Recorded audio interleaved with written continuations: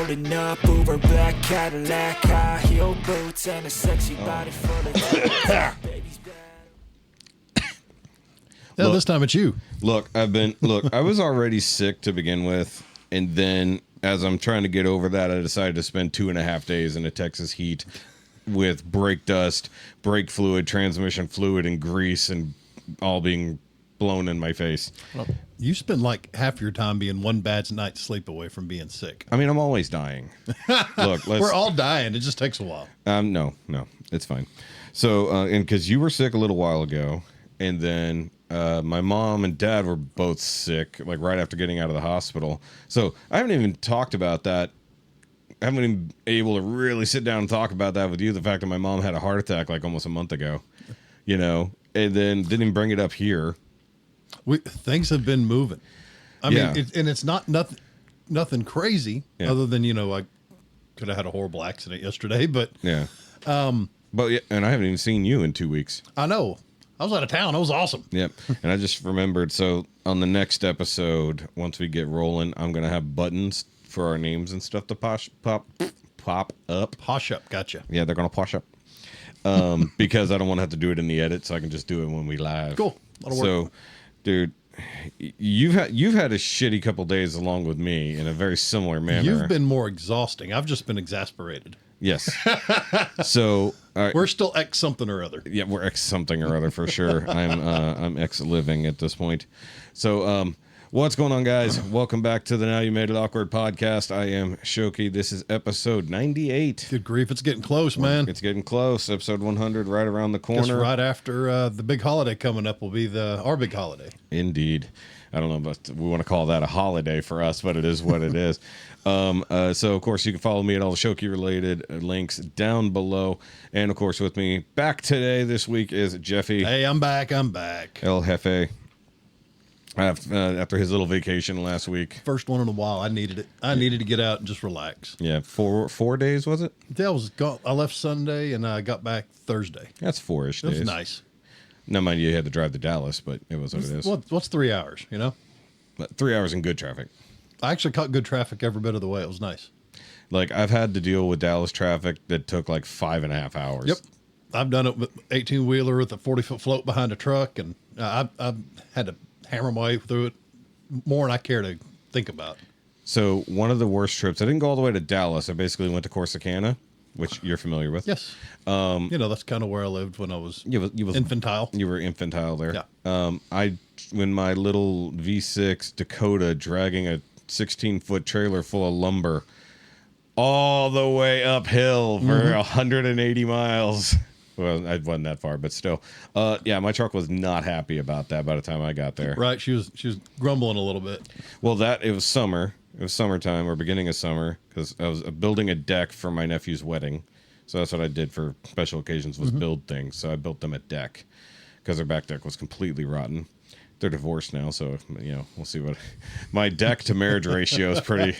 It's 0. Here's zero. a deck. You got 3 years. Yeah.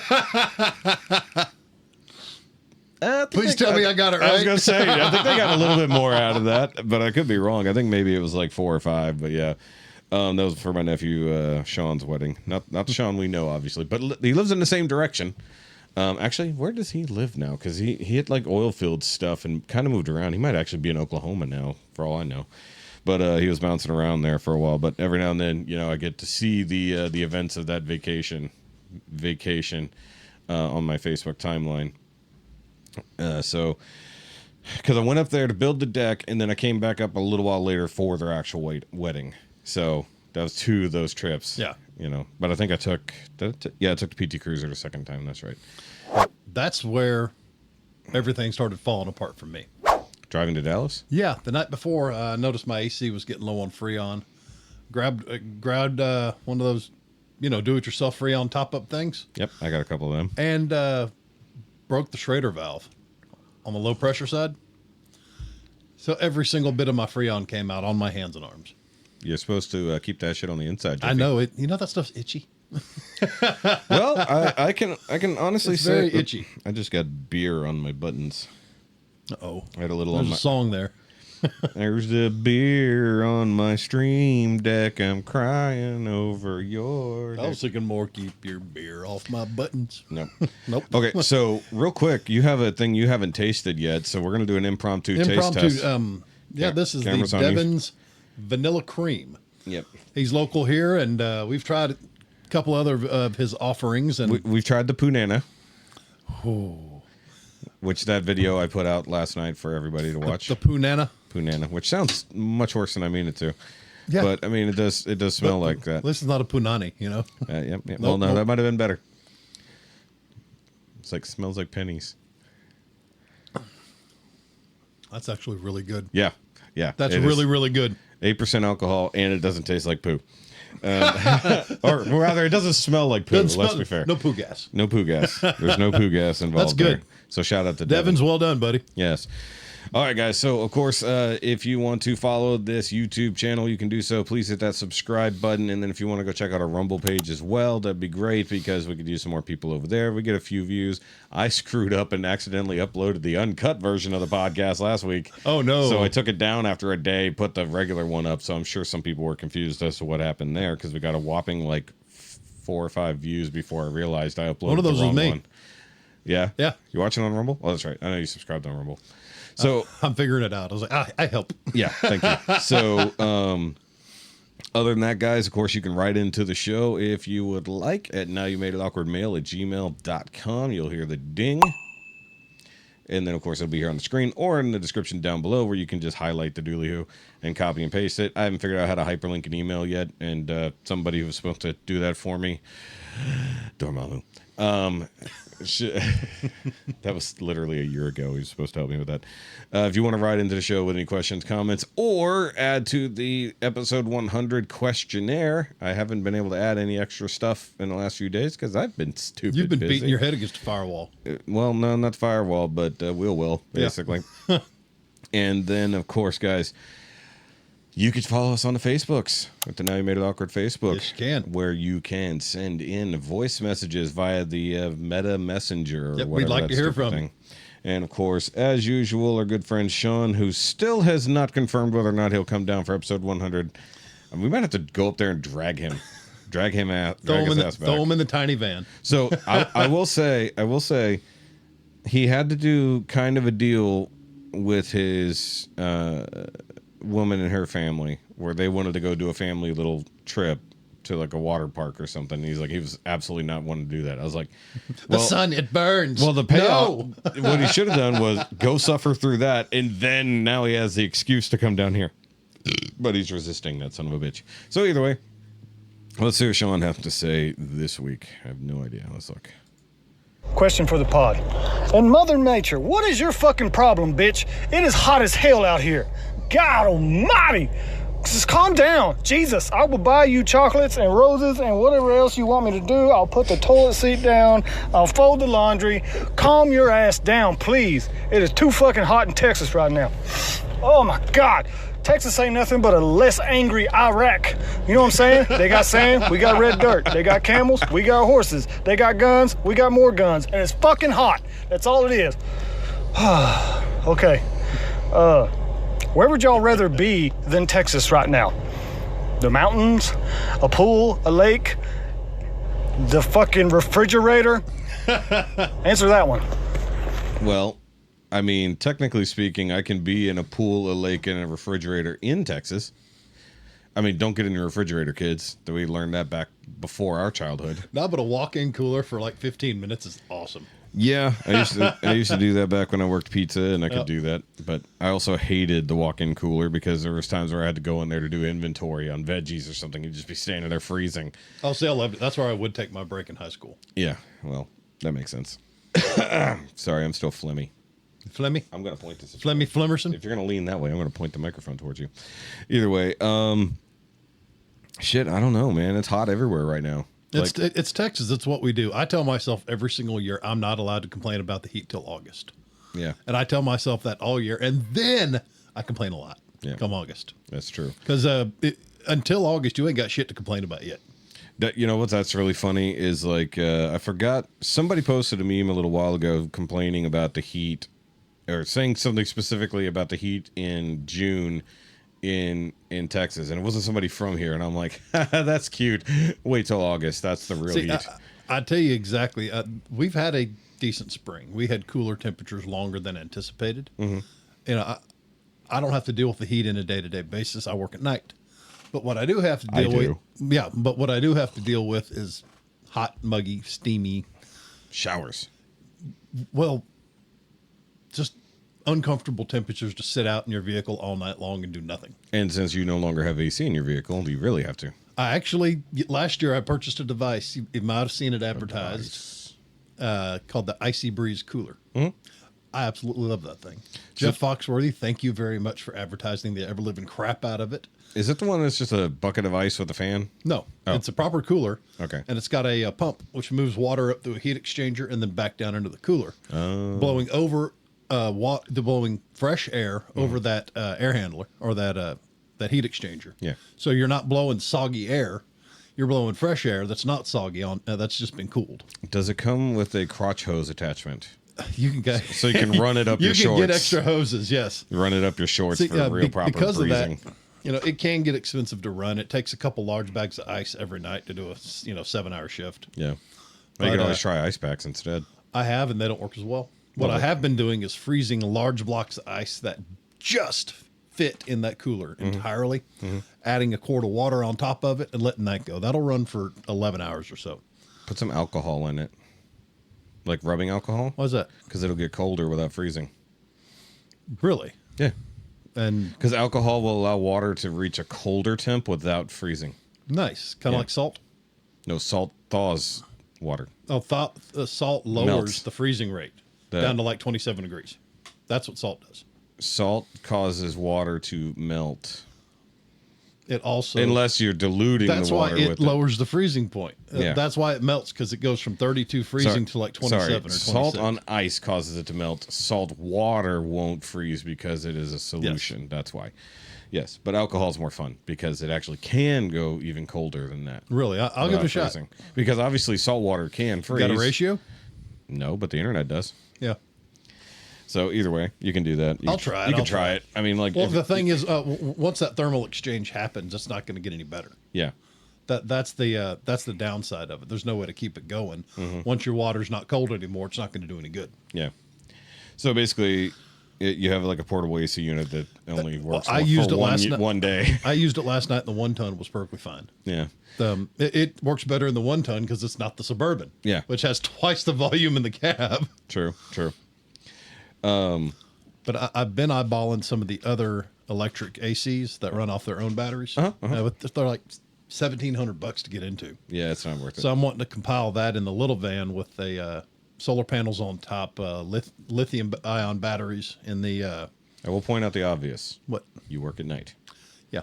Yeah. So but during the day, batteries can charge while I'm sleeping. Put a windmill out at night. But, my van's parked outside. Yeah. I know, I'm making the joke. Oh, what you could do is you get a little treadmill and hook it up to a motor to charge a battery and have your dogs run on it. Use the puppy. Make the puppy do Make the puppy run. Yeah, so you just acquired a puppy for fostering purposes. Yeah. And you want to back up, talk about vehicles first? Well, bring up puppy right now because it's on the mind, and then we'll do vehicles. Okay. Sunday, I'm sitting at work.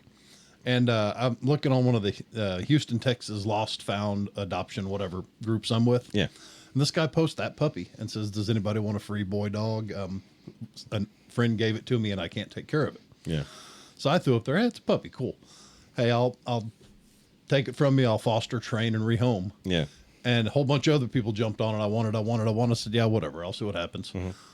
About 20 minutes later, I get a text or a message saying, hey, I liked what you had to say. What are you going to do with this dog? And I told him this is kind of what I do. I rescue and foster on a single dog basis. Yeah. Being a puppy, I've got 2 dogs that have maternal instincts who will and have started taking care of this puppy. It's been really neat watching Lola and River go complete mama dog on this dog. He's outside. They're flanking him and walking with him everywhere. That's cute. He's running around. Lola's still, because she had so many litters, she still has the large nipple things. Udders. Yeah. And that puppy, it's like we'll just call it dog owners. that poor puppy has been trying. Yeah, because he's still what? Like, he's under 8 weeks. He was Yeah, born he's March little 5th, bitty. Yeah. March 5th. But he's tiny little thing, a ton of attitude. I've already got him a home. A fella I met years ago. He works for one of the major airlines at the cargo desks down at Hobby. He hit me up, says, "Hey, take that down. We want him." Yeah. And I've known him for years, and I know he's going to have a good home, so that's where he's going. I mean, if we had a yard, Jessica would have snagged him immediately. I know when y'all get to a point where you are going to say, "Jefe, find me a dog." Yeah. And I'm going to find you a dog, and Jessica's going to be real happy. Yeah.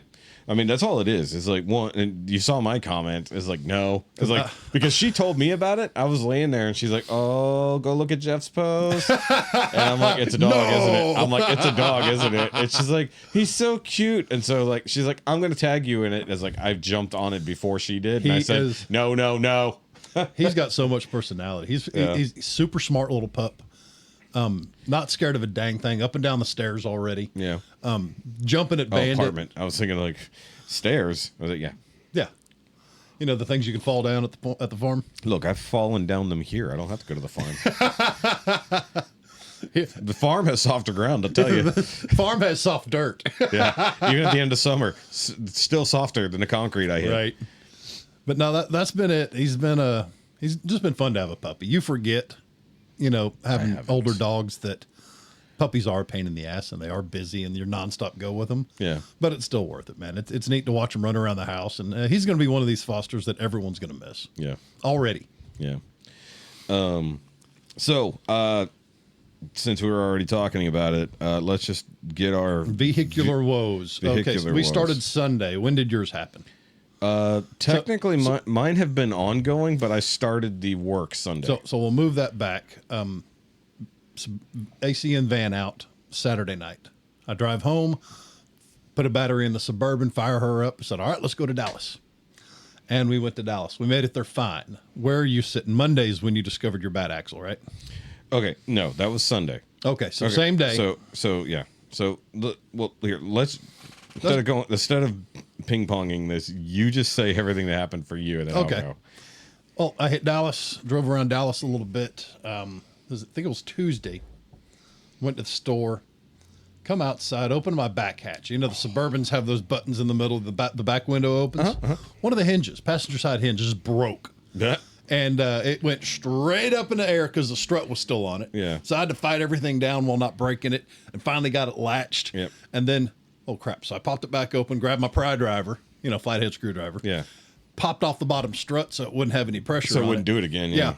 Snapped it back down. So now I'm waiting to get a moment where me and my son can take a look at it and assess what needs to be replaced. Okay.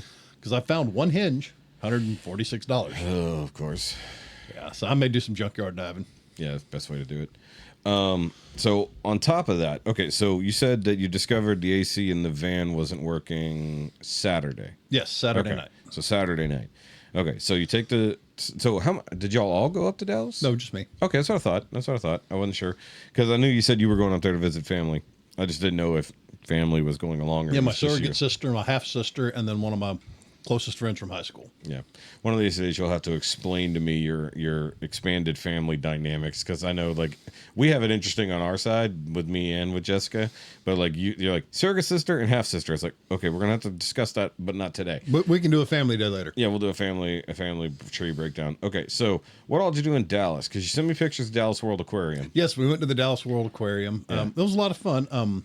My sister hyped it up. She got super excited, was ready to go, and I think she blew it up in her mind way too much, and I think she disappointed herself. So we've gone twice. It's simple. It's a nice place to walk around, and it's mostly indoors. Yeah, except for the one like jungle area. Okay, so here's the best thing about that zoo, because it is kind of a zoo. It's a zooquarium. Yeah. It's a zooquarium.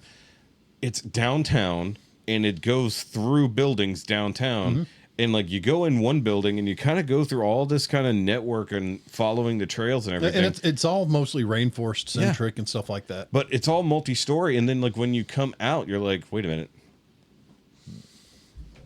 Like, hold on, wait, where was I all this time? It's like a TARDIS. We walked through everything. We wandered around on our own, and then we followed the recommended path that they recommended on the map. Yeah. So we did everything twice. Yeah. First time was great because hardly anyone was there. It was like 9:30. Oh, dude, it was stupid busy every time we went. And then it got busier and busier as the day went on. Yeah, we went in the afternoon both times, and it was stupid busy. But we enjoyed ourselves.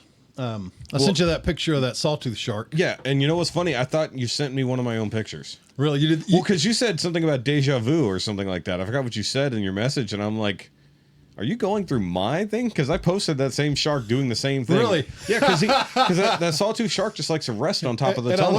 I looked up and went, that looks familiar. Yeah, because that's what you said. You said that looks familiar, and like you sent me the Doctor Who meme. Yeah. That wasn't a Doctor Who meme. That was just a picture from Doctor Who. Yeah. Well, you made it a meme. Yeah. Yeah. Technically, you made it a meme. But like the funny part is, I have almost the same picture of the same shark. Well, that's because like-minded people think about stupid like-minded shit. He does the same shit every time. He just rests on top of the fucking tube and just shows us everything from the bottom. he smiles evilly. Yeah. At everybody. I think we fed some stuff one time. Like some of the birds they have were pretty cool. Yeah. The rainforest area, like outdoor rainforesty area, is really cool. But oh my god, in the middle of summer, it fucking blows. So did the outdoor penguin display. And That's what. Yeah, that one too. Yeah, because there's two kind of outdoor displays. See, the last time I was there was 15 years ago. Oh, that was way different. Then. And not terribly, but their Amazon exhibit, I think they had 3 manatees. Manatees, wow. They had these fish called, it's either an arowana or an arapaima. I think it's an arapaima. That doesn't sound real. But they had 3 or 4 of them that were like 10, 9, 8 feet. They were humongous. 7, 6, 5, 4. They were just big. Yeah. And now I went back, they had one humongous, super fat manatee. Where were the manatees? Down, you know where you can go down that lower level and you can look through the tank at the underwater? Yeah. At the Amazon? I don't remember them having a manatee. Well, they had one. He was super fat. Maybe they weren't there whenever we went, because we went 2 years in a row, and I don't remember ever seeing a manatee. I would get pictures. Really? You know where you went under? Yeah, I know. The lowest level. Yeah, I know exactly what you're talking about, but he was there hanging out. Something might have been shut down by then, because there was one like large bird exhibit that was. They had that big harpy eagle in there. Did you see it? He was huge. Okay. He was sitting right in front of the glass staring at you going, hey. Both fucking times we went, it wasn't there or it wasn't visible. We sat there for fucking ever. And there was another spot. Okay, so you know where the harpy eagle is? You go around behind the thing and it's a harpy eagle. And then there's like the little like glass box right in front of that spot. That nothing's ever in? There was something there. They had like little like taper pigs, like little bitty pigs. Oh, really? In there and something else running around. The second time we went. First time it was nothing. So that's like their South American exhibit. I mean, it's a really cool. It was neat, but hey, look, it's mostly indoor. Corinne got disappointed though. She was expecting that's her fault. Something more online with like the downtown aquarium with the huge fish exhibits and all that. Yeah, I mean, if you go to the aquarium, of course, she's also been to the massive one in Atlanta. Oh, that's not fair. Which houses 5 whale sharks. They're huge. That then used to have whales. That's a football-sized field aquarium. Yeah. Something like 6 million gallons in that tank. I think one of the aquariums, because we went to a couple aquariums in the same year, had a whale shark, smaller one. Have you been to the one in Corpus, right by the USS Lexington? I've never been to Corpus. Go to that one; it's nice. Yeah, we've been to the one in Galveston. We've been to the one in Houston, and I mean the aquarium TM. Not there's an aquarium in Galveston. Yeah. Oh, sorry, Kemah. Okay, that's sorry. I wrap it all together because Kemah's on the way to Galveston. I just it's on the bay. It's all part of the same waterway. Yeah. So I don't separate Kemah from Galveston shit. Dude, I went on a Galveston rant the other day during a live stream. You smell like soup I've had at a sushi joint. No. It was funny as I was talking about. I was watching a Matt Mitchell video. And he was talking about putting in a Buc-ee's, or he made a joke about a Buc-ee's in Galveston. And I was like, there ain't no fucking Buc-ee's in Galveston. That's some bullshit. I was like, but you know what? He's like, well, I said it's bullshit because Tillman Fertitta would never allow a fucking Buc-ee's to be built on his property. He basically owns Galveston as an island. Buc-ee's in Dickinson, just a couple. Yes, but I mean not on the island proper. Yeah. So I was making a Tillman Fertitta joke because like you don't fuck around with Tillman Fertitta's money. It's like, in fact, it's like Buc-ee's should just buy the entire island, wipe it clear, and make the biggest gas station in history with an oil refinery, so they actually can make gas and pump their own shit directly there, and replace that plaque or the statue on the seawall that commemorates the 1900 hurricane that wiped out the island. Replace that with an even bigger beaver, and we talk about the beaver that wiped out the entire island instead. Right. So I said now it'll be Change it over to Bucky Gardens. No. Damn it! I didn't think about that. I was like, I couldn't think of Moody Gardens. I said the pyramids. I said the glass pyramids. It's like those are just going to be the gift Pyramids shop. with the giant sphinx-looking beaver. Yeah, I said beaver sphinx. But like the funny part would be like replace. That's just going to be the gift shop. Like that's it. Oh, that's it. That's it. It's like you're gonna have one end that's all food, and then nothing but gas station or gas pumps for fucking however long the island is. Yeah. Yeah, and so you could literally like. Just sit there and I guess maybe make it more like a Bass Pro Shop and actually add a boat. And to keep it in theme, there's nowhere to sit. There's no tables. There's no chairs anywhere.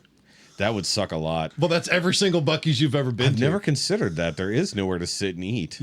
You know where that dawned on me? Yeah. I was on the road heading south on, what was it, 69. Okay.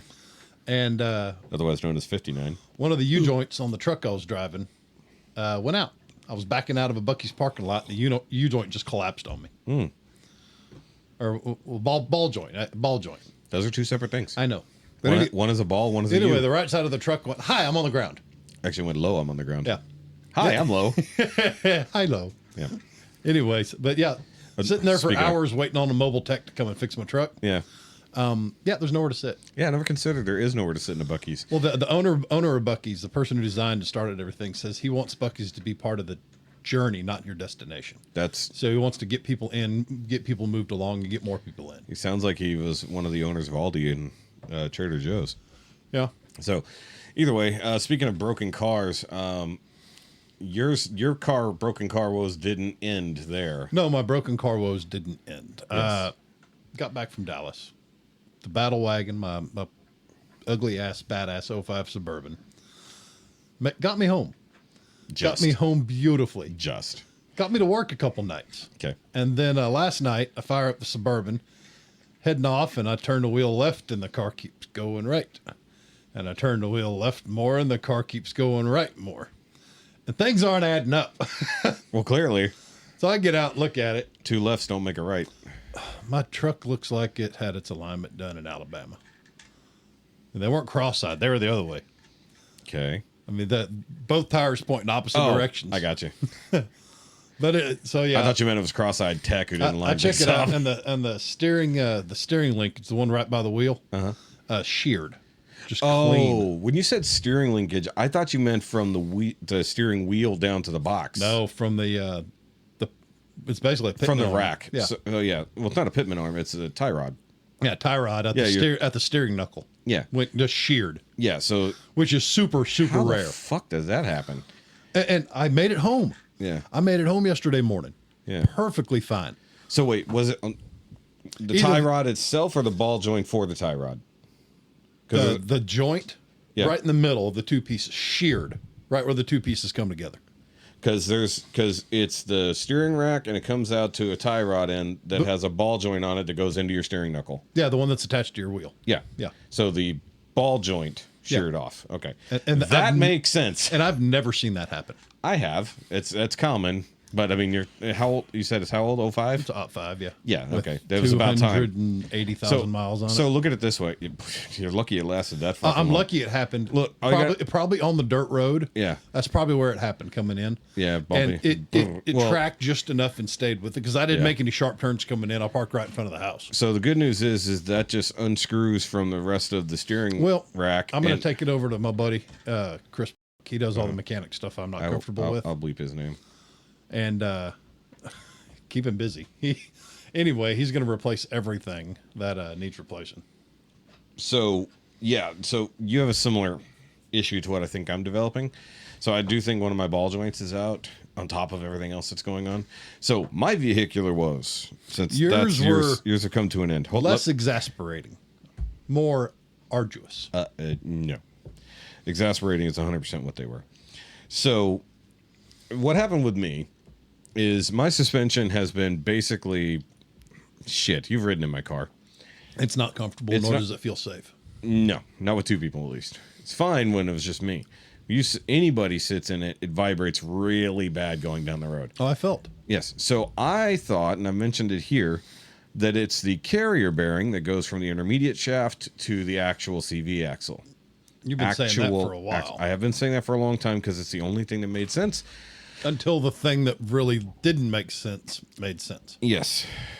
So, on top of all that, what I wanted to do, what I actually purchased parts for, was a coilover set to replace my blown out struts, and new braided brake lines to replace the old rubber ones. Not that hard to fix. It's arduous, but not crazy. Especially, mostly the brake lines, making sure everything's good, bleeding the brakes, all that nonsense. The coilovers are a direct swap for the struts, though, as I discovered, they're set really fucking low out of the box. Why didn't you max them out and then install so it's easier to bring them down? Because one didn't think about that. So actually, Isn't that standard? No. Well, if they wanted you to do that, they would have it set all the way up, wouldn't they? So either way, They were wanting you to go low to begin with. yes. So let me get into it. So I start out Sunday. I skip church. Jessica goes to church. Go to my mom's house. That's where I do all my work. And by the way, I have a vlog for this for the patrons. By the way, I forgot to shout out the Patreon. Oh no, is it just you sweaty, out of breath, being angry? Yes, quite a lot. But so here's the thing. So because I'm replacing the brake lines, I start at the right rear. Because you're going to do that, and you're going to bleed the brakes as you go, which is what I was doing. I got a brake bleeder pump to try to bleed the brakes as I was going. So I'm putting in a fresh line. That means it's a lot of air. So I replaced the first strut, which takes me a while. Well, I replaced the first brake line in there, and I yanked the strut out. And then I try to get the coilover in. Problem is, in the back, you can't just like hold it in place and kind of stand up and go and line up the bolt holes for the top, because the trunk lid is way higher than the front. Yeah. So it took me a couple stabs. Finally got it in there, so to speak. And then I hit my first small snag, and that's the brake line was leaking, like where I just screwed it together. So I deal with that. Fine. Move to the driver's side. That first one already took me way too fucking long, like 2 hours at least just to do that first one. So I hop on the next one. Now I know what I'm doing. I know what nuts and bolts I need and sockets and all that shit. So strip that one down, replace the parts. Not a big deal. Probably took maybe 45 minutes, if that. Move over to the driver's side. Actually, no, I'm sorry. Passenger side. No, right. Yeah, driver's side front. Sorry. I had the wheels off because at that point I just said, fuck it, I'm going to go around the vehicle. The front's not that big a deal when you're bleeding the brakes. Take it apart. Pull off the fucking brake line. Swap the brake line over. Unbolt the strut from the knuckle. The knuckle drops. I pull the strut out, and I look directly across my wheel well and see a giant greasy knob of the end of my CV axle sticking out. Like, fuck. So it's essentially chewed itself to death. Well, so I don't have a cause. Something shredded the boot, and me dropping the thing out and letting, without me thinking about it, the knuckle falls away, still attached to the steering. Talking about the tie rod ends. Yep. And so the boot just ripped apart. Oh. It just ripped like paper. And that's decent, like, strong rubber. And it just ripped apart. Those things get old. They installed it when I bought the car 5 years ago. Yeah. It's not old. So when I bought the car, It must have gone through some extreme heat then. Nope. I can probably tell you exactly what happened. So they put one in when I bought the car. They said, hold on, we got to hold on to it for an extra day. We're putting in a new axle. And they actually knocked off like $1,200 off the price. So I know exactly what happened. I can't tell you who did it, but I can tell you when they did it. When I had my fucking front wheel bearings done. Because that's the only time in the existence of this car those knuckles have been released. So they would have had to have unbolted the strut, unbolted all that shit, and fucking popped the axle out to get the bearings replaced. And they're like a ridiculous press-in bearing. Like, you can't even just buy the part. You can't even buy a whole knuckle and all that shit anymore. They have to do it the hard fucking way. They have to completely disassemble and pull it out and press it in. out. And exactly. So it took them like 3 days to do both sides total. So yeah, I've had to make my fair share of bearing presses. Yeah. So your tummy just gurgle A little bit. Good Lord, I heard that. that came across on the mics. So either way, so at that point, I'm utterly defeated because I already know axles aren't easy to come by. Mopar discontinued them a long time ago for my car. Now, how long did you cry? I didn't cry at that point. So that's, I think when I found that, it was roughly 5:30 on Monday. Sunday. Oh. That was 5:30 on Sunday, and I had been working on the car since 11 o'clock. Actually, earlier than that, but, jacking it up, getting everything together, all that shit takes a little bit, right? So I'd been working on it from roughly 10:30 at earliest till now 5:30. And so I look at it, and I'm like, okay, let me go get on the website and go figure out what I can do. I start Googling it. The nearest one remotely available was an AutoZone, I think it was AutoZone, somewhere down off of Gessner in Houston. And I'm not even gonna bother. So I go to Modern Performance, which is where I get all my neon stuff, because they specialize in fucking neons. They have one brand of axles now. They used to have a lot. So I'm guessing other people stopped selling to them or went out of business. They got one kind of axle. One by itself was $289. The driver's side one was $289, give or take. So call it $300 just for one fucking axle. And at that point, I said, you know what? Let me see what both of them cost. Because I said, if you're going to replace one, replace both. They already tried that on this thing. Fuck it. Let's just get both. So $600, give or take. Oh, it hurts. Yeah. Well, it's okay. Let me back up just a hair. It wasn't $600. It was $529, give or take. Well, still, it's not fun. No. So just for shits and giggles, at this point, I'd gone inside to cool off and get a lot of more water into me. So I go back outside. I'm like, let me see if I actually need that other axle. I'm going to buy it, but let me see if I have to replace it. Because if I don't have to replace it today, I'll deal with it later. Not gonna. Now, mind you, Modern Performance is closed on Sundays. So I had no way to even get it. Not to mention, it's all the way down on the southwest side of Houston. So it's an hour bare minimum to get there, even from my parents' house, which is further south than us. So I look at it. I go to my passenger side, which we've discovered that, my car doesn't like passengers. From what I can tell, it was not the carrier bearing, so far as I can tell. I found someone who makes aftermarket ones. Good, finally. Finally. One fucking brand that makes aftermarket racing ones that are just bolt-on replacements. Oh, trust me, with all the antiques, we have to deal with specialty shops all the time. Oh, I'm aware. This is not even an antique. It's almost a classic. It's 20 years. It's almost a classic. So, X-Pipe soon. Yes. So I go out there and I look at my passenger side and I'm like, that boot is fucked. And I was like, I'm just looking up at the top, the most inner boot. Cool. I'm ordering both already. Yep, that's boot. But because I have to pull the driver's side, I need transmission fluid because I'm going to have to pop the tranny to do it. So fucking buy it. They already have it set up. It takes 2.5 quarts. They sell you 3 quarts in a bundle. And I said, okay, what else am I going to need? It's like, I already know that the rear tie rods don't fit now with the lowered suspension. They have lowered tie rod, or not tie rod, lower end links. I always say tie rods. They're end links. I had to have those lengthened on the Suburban. Yeah. When we did the lift and everything else. Yeah, exactly. So you got to do the opposite. Because at one point, my mechanic said that my end links were doing 90s. Yes. So he added, I think, 2.5 inches to each. So let me tell you about this. I think that whoever had the car before Well, I know they did a lot of mods to it. But they went half-ass cut corners. No, they undid most of their mods when they sold the car. Oh. So I think they put the wrong sway bar back on. Because even with these stock end links, it was super wonky.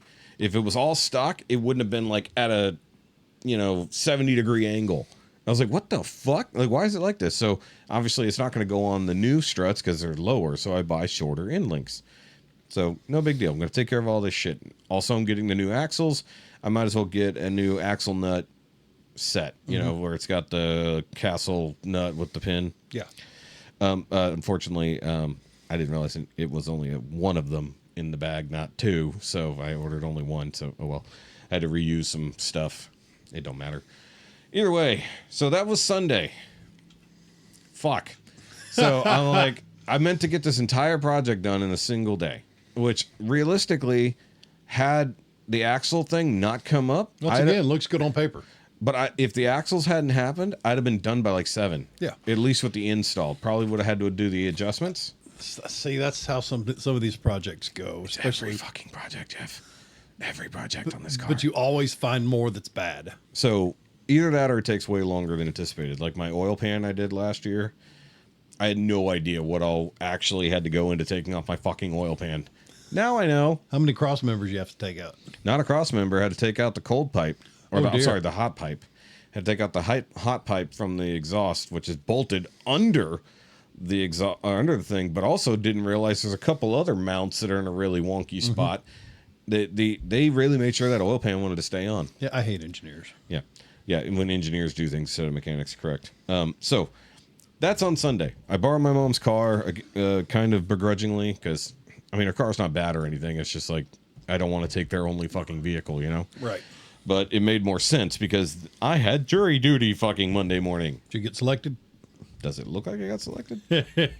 So my biggest concern was that I wouldn't be able to do anything if I got pulled into jury duty.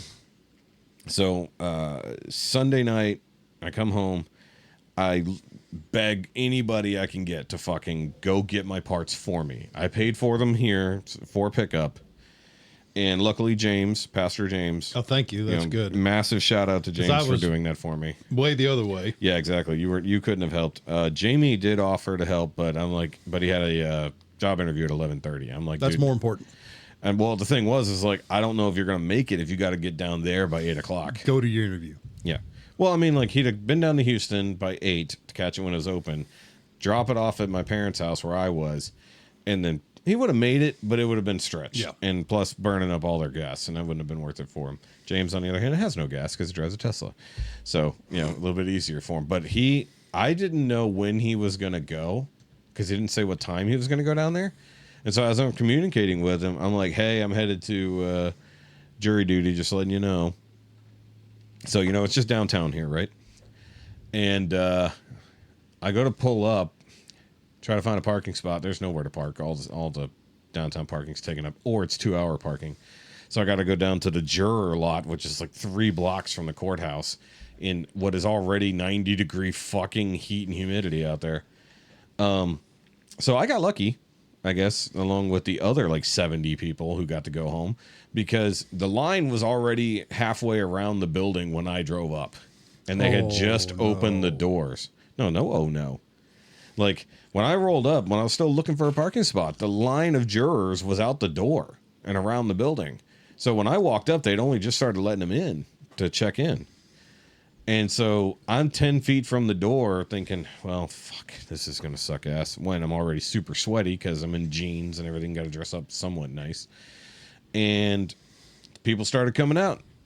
And they're like, all right, they got enough people. They said, turn in your card and go home. If you need an excuse, grab it. I'm like, thank you, Lord. Literally, I prayed about it the night before. Like, rarely do I just out loud pray about things. And I literally prayed about that. And my prayer was literally answered. Had I got there on time for me, I would have probably got in. Yeah. However, I had to go to the bathroom right before walking out the door, so it cost me 15 minutes. So if I had not done that, I probably would have got jury duty. Well, I'm glad you didn't have to use the advice I gave you to get Yes, I didn't want to have to be outwardly all the ists and Well, no ists, just irritating and mildly combative. yeah, I mean, I'm like that already. I didn't need to do it on purpose otherwise. So I get a hold of James. I said, hey, I'm leaving jury duty. I got to go grab a couple tools because I needed larger sockets for the axle nuts and shit like that. So I just grabbed a bunch of shit. Ended up getting a big-ass forged impact set for large sockets. Yep, I like my impact sets. Yeah. Well, the problem was the only thing they had is because an 1.5-inch axle nut. They had one, but it was kind of shallow. Yep. And I'm like, I don't know if that's going to get on there. See, I'm eyeballing a 1/2-inch right angle impact. Nice. Yeah, I want one real bad. Definitely don't need that. But no, what really sucks is I'm pretty sure I had a 1-inch or 1.5-inch somewhere. But in all these years of moving shit around, and God knows if it got stolen at some point, because some stuff has been stolen out of my parents' garage, especially my fucking tools. But either way, Monday, finally getting to start on the car, roughly 9:30, give or take, same time I started the day before.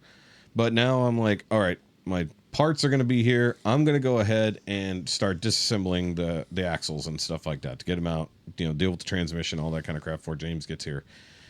I literally only get a couple of things started and James rolls up. Like, it's not even 10. I was like... He was on it. He was, like, down there at open. Actually, no, I think I got there by 9. I think I got to my mom's house by 9, and by, like, 9:30, James rolled up. So he was waiting on him to open. Probably, because he said he was on his way. But I didn't know if that meant he had just left the house. Like, no, he was in Houston already by the time he told me he was on his way, because he had stuff to do, but, he was available in the morning. Mm-hmm. So thank God for James, literally. Been there for me in a lot of ways. And so either way, I take care of the passenger side because, it's easy at this point. Brake line, coil over, hook the thing on the coil over so it doesn't fall. Let's get that axle out of there. Yep. Because what I discovered, it was both boots completely shredded, not just the one side. So that axle did not get replaced. And I'm fairly certain the massive vibration we have felt anytime somebody has been in the car on the passenger side since that one day when it all started, which is probably when it broke years ago. I've been driving on basically a half broken axle for years. So yeah. It better? Getting there. Let me finish this. So I replaced that axle. Well, no, I don't replace that axle. I try to replace that axle. I take out the first 3/4 of it that are no longer attached to anything, throw it in the empty box, and I go to get the part out of the bearing because it's a female on that end. So it's female on this one, male on the other end.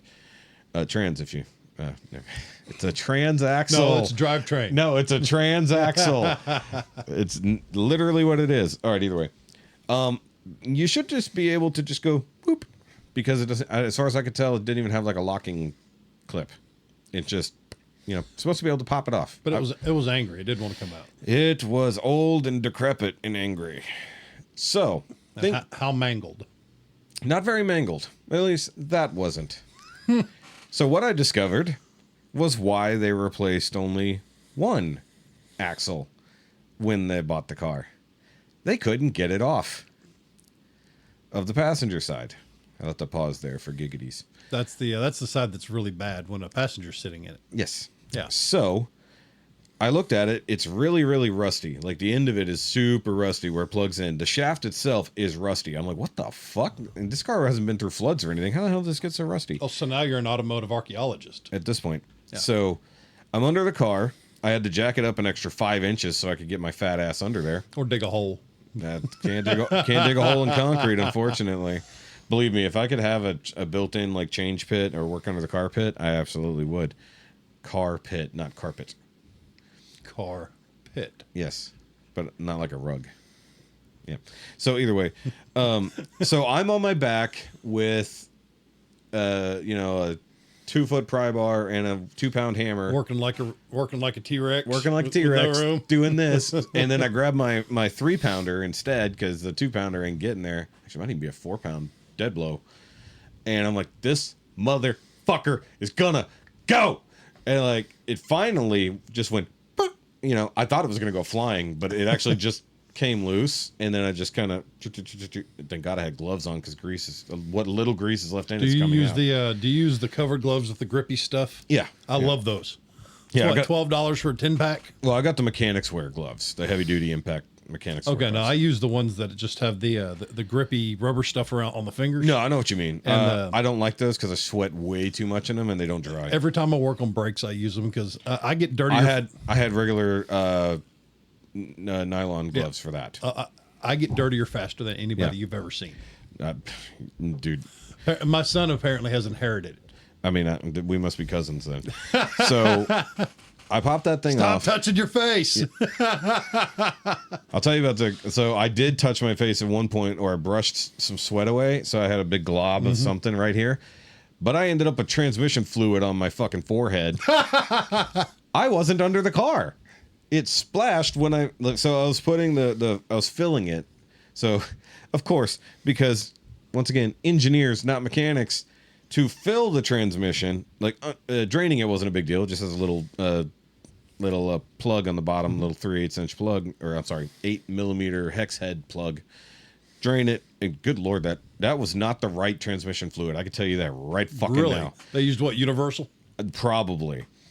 So Mopar, in their infinite wisdom, figured out a long time ago that neon transmissions, specifically manual transmissions, prefer their automatic transmission fluid over, say, like a synthetic gear oil. For some reason, like it is like the perfect thing. So you're putting automatic transmission fluid in the manual transmission. It loves it. Hey, it keeps temperatures down. It saves wear and tear. For some Yes, it reason. works. Yeah. So, and the other stuff, clearly gear oil, because I know by the smell. You know, it smells a little bit different than transmission fluid. Of course. 98 is one of those smells that you never get out of your nose if it ever gets close. And proper automatic transmission fluid has kind of a sweet, sickening smell to it. Good old cherry juice. Yes, exactly. So I go. So this is the next thing I have to go buy at this point. So let me finish the previous thing about the axle, and I'll talk about the transmission fluid because I discovered a cool new tool that I didn't know existed. So the reason I say I found some things that were damaged and why they didn't replace that axle, how I knew. Because there is a cooling line that's running right there. I don't know what it's for off the top of my head. Probably oil, if I had to guess, because right next to the oil filler or oil extender. And it's got all the fins are like bent in a certain direction. Mm-hmm. So I put my pry bar up there and like, huh. So they couldn't fucking get the axle off, and they bent the fins on that fucking thing, and then they just left it. Were you able to straighten them? No. There's no way. It's so. I mean, I'm not going to sit under there for 10 hours trying to straighten out all these little tiny fins. It's not 100% destroyed, and it's under the car on the hot side. It'll be fine. Get you a friggin' cooling fin comb, and you'll be okay. I'm not that worried about it. It's not a giant thing either way. In worst case, what I'll probably do when I have to replace all the hoses, I have the whole hose kit. I'll just do it then because I'll be right there. Make more sense. Either way, so that's how I discovered that. Got the new axle put on. Everything assembled on the passenger side actually went together pretty quick because there's no leaks on that side. To the driver's side, transmission fluid drained, all that shit. Slap all that together. Finally, all four corners, everything bolted in place. Let's see what happens. So it's Monday night. At this point, I don't think I'm going to get shit done in time. I do need to put transmission fluid back in it. I already had the fluid, but I don't have a way to put it in there because the drain plug is on the bottom. The fill hole is on the front, facing slight downward. Okay, how the fuck am I supposed to put fluid in a downward-facing hole on the front of a transmission? I got a tool for that. I do now, too. So I looked up the same video, the guy that showed me how to take the axles out. Super helpful channel. I'll link it down below just for fun. Sorry, checking the time. Like I was going to say, we have a 6 o'clock cutoff. Squirrel! Yeah. 6:15 at the latest. Either way. I look it up I find the same exact thing he's using. And luckily the Walmart 10 minutes down the road had it. It's a clear fill tube with a top that just screws onto the actual bottle. You don't need a funnel. Oh, really? Yeah, you just screw it on there, and it has a locking open and close. So you can turn it upright and then just go, whoop, and then you can watch however much drain because, like I said, it's 2.5, so I didn't want to overfill the fucking thing. So I just watched that thing and eventually got it down to half, close it. All the vacuum lets out. Okay, not quite half, doing all that stuff. So it was pretty cool. Like, and at that point, I had the car so jacked up, I could do it standing up. I didn't have to do it on. See, mine's a small pump that you chuck into your drill, and it's got a hose on one side and a hose on the other. Yeah. Because like on my that I definitely didn't need. On my case. on my little van, there's no way to yes fills. Yep. They're in stupid positions because it's a lifetime fill transmission. Yep. With no access. Yep. So you have to use a setup like that to be able to get it up inside. 100%. Yep. Because it's got to go up and around and pump it through. Yep. But it's a $20 pump. If you work on cars at all, just get one, keep it in your box. I don't need that right now. I don't have a box, unfortunately. I have a bag. Yeah, I has a couple toolboxes. I found I have a toolbox at my parents' what they house. call a machinist toolbox. Yeah, I know what it is. Yep. Kenmore or Kenwood or something like that. Kenwood does stereos. Kenmore does appliances. Anyway, it's Ken something. Anywho, there's like something in there. Great box for $100 at a garage sale. Well, that's not bad. Loved it. I mean, it's got a shelf that pops up for a little working area and tons of room, tons of drawers on 4 wheels, which are stable as hell. Yeah. So, yeah. All right. So, it's now Monday evening. I have transmission fluid in the car, and I'm going to put the wheels on, and I'm going to lower it down. Yeah. So, I put the wheels on. Don't get ahead of me. I saw you breathe. You're about to say something. No, that's where I'm at with the van. Yep, That's step one with the, 2 with the van. Yep. Well, step 1 is jack up your car. So I put the wheels on, and I just want to test out the transmission and everything. So I just start it up, let it run on the jack stands. I haven't even lowered it down yet. Want to make sure it's all good. Want to turn the wheels. I'm going to hit the brakes a few times. Feels super spongy. No new noises. There are new noises. Ha! However, the problem I discover as soon as I turn it off and walk up front, there's brake fluid everywhere now. Both on the driver's side and the passenger side, leaking down from the wheels and splattered all over the wheel wells and everything. I was like, fuck. So at this point, I had already told Jessica to come help me. Like, she was coming home from work. So I said, you needed a parts runner. No, I didn't need a parts runner. I needed another set of legs. So, because I can't see where it's coming from and pump the brakes. Wasn't coming from the banjo bolt? One side was a banjo bolt. Because it was dirty, probably stuff in it. I think there was some dirt and crud in it, but I think also the washer, because you know it's a crush washer. It's a little crush washer, and I did not have new ones, unfortunately. Could have flipped it over. I think I technically did. Okay. I think at that point I technically had flipped it over, but because it's textured on one side of the brake line, you know what I mean. You've seen it. You know how I do.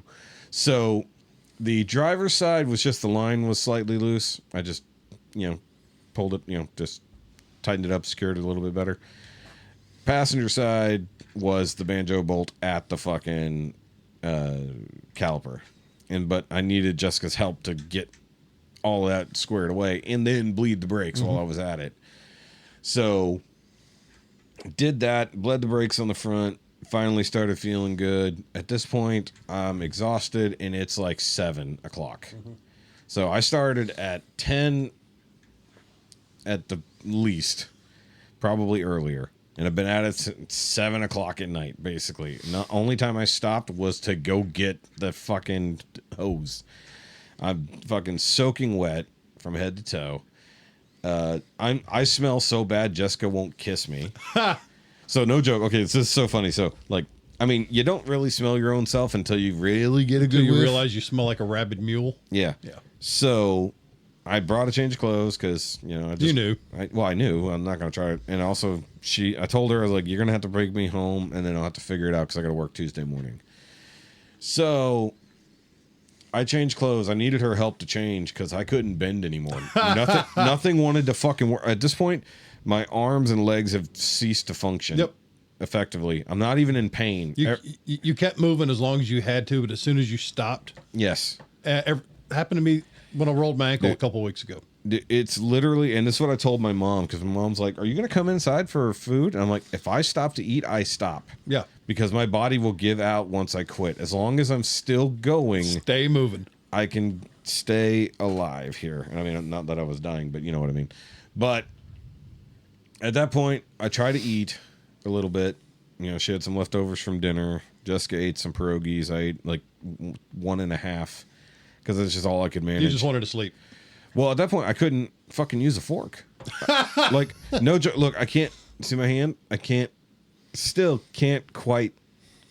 This is one reason why I want to order pizza for dinner so I don't have to use a knife and fork. So come on, let's get Chinese. Grab the chopsticks. No, fuck, dude, no. Well, actually, with how fucked up my thumbs have been, it is actually much harder to use chopsticks because we went out for sushi the other weekend and found that out the hard way. I'm sitting there like, come on. Eventually, give me the kitty chopsticks. I had taken a fork at that point. I have no shame at I prefer eating my sushi with chopsticks. What about your sashimis? I don't eat sashimi. Yeah, me either. I just eat regular sushi. Walleye. Nope. Whitefish. No, I'm good. Well, I don't mind whitefish, but either way. So she helps me get dressed, but I smell so bad she's legit gagging. Oh, wow. But she's like, I can't handle the smell of sweat. I'm like, we have been together damn near 10 years. Damn near. Going on a little bit after our episode 100 will be our 9-year anniversary. Well, see, that right there is one of my paranoias. Yeah. We are large mammal friends. And one of my biggest pet peeves is things that smell. Okay. And I work really, really hard not to stink ever. Yeah. And I don't know if you noticed, I have this candle sitting here to make this room smell slightly better. Oh, wow. Yes. The funk followed. No, it's just because there is kind of a smell in here of I call it collector smell. Like, it's not that I stink in here, but like, because there's a lot of toys, there's dust. We have drinks in here sometimes, when Andre spills amaretto everywhere. He didn't. He did. He had it sitting on the microphone and leaned back. Ah. Yep. Rookie mistake. Yep. I mean, it was his first podcast ever, so it is what it is. But either way, so I just just set the candle in here, so it just smells. It's not lit or anything. It's just sitting there. No, I thought the desk pretty good. Okay. So at this point, I'm dead exhausted. I missed a spot. It's fine. That was your spill. Nope. It's sticky. Either way, so at this point, it's Monday night. I'm dead exhausted. Come home, hydrate as much as I can. Try to go take a shower, which is very difficult when you can barely stand. Take a shower. It's now 8:30 or so. I'm fucking exhausted. Barely have eaten anything. I ate breakfast on the way to my mom's, and I didn't eat anything all day until I ate that 1.5 pierogies. Oh, that's how it goes, man. When you're that beat, you have to either keep going or just stop. Yeah, and so there's no in between. There's no take a break. So the part that sucked is I kind of pull, or I won't say I almost pulled you with the scheduling. So I texted my boss and I said, hey, I'm in the middle of fixing my car. I don't want to take tomorrow off. So if I can have the shorter end of my shift, can I do that? So he said, yeah, that's fine. We should be able to get somebody to cover your stuff. So, go to bed, put on my CPAP, and I just Wait, what do you mean pull a you? Stay up all night. Oh, okay. You'll see what I mean in a minute. So I lay down, put on my CPAP, and I just lay there. So tired you can't sleep. Everything hurt too much, and I had too much stimulus. So I've been wearing wearing compression gloves. One to beer sleep. would have fixed that. I had other things to fix it, but okay, but one drink would have fixed all that. Maybe, but the problem was my hands were hurting so bad, and I put my compression gloves on because it's been helping me with my thumbs at night. I took the gloves off and tried to go back to sleep. Jessica's at this point snoring because she didn't sleep the night before. Like, she couldn't sleep at all. So now I'm like, okay, we went to bed kind of early-ish. 9:30 is early for me. I look at the clock. It's 1, and I have not technically slept. Like, I've laid there with my eyes closed, but never anything that I've considered. Never stopped feeling anything. Never stopped hearing anything. So I put in an earbud and turned on YouTube just see if I could just fall asleep. 30 minutes later, I'm like, this is not fucking working. I'm still wide awake. So I go in the kitchen. I'm like, I probably am hungry because I frankly didn't fucking eat. So I just ate some turkey. Turkey. Just straight turkey out of the fucking bin. And drank some milk. Whole slice, poke it down your... Yeah, basically. So, no, I just took a wad, basically just peeled off what I could, ate that, and drank a little cup of milk. At least get some protein, because back on whole milk. I said, fuck skim milk, it's stupid. I've been there for a while. I said skim milk is stupid. I need the calcium. Either way. And the fat and everything else. Either way. So I lay back down. I'm like, fuck, I was like, I'm going to go take half an Ambien just to fucking do it. I was like, I know I basically have to be awake in 3 hours, but I'm taking a fucking Ambien anyways. So I took a fucking Ambien. Half an Ambien is usually good for at least a 4-hour minimum before it kicks off. Laid there, put on the same YouTube video I was already watching because it's a long one. It's like an hour and a half.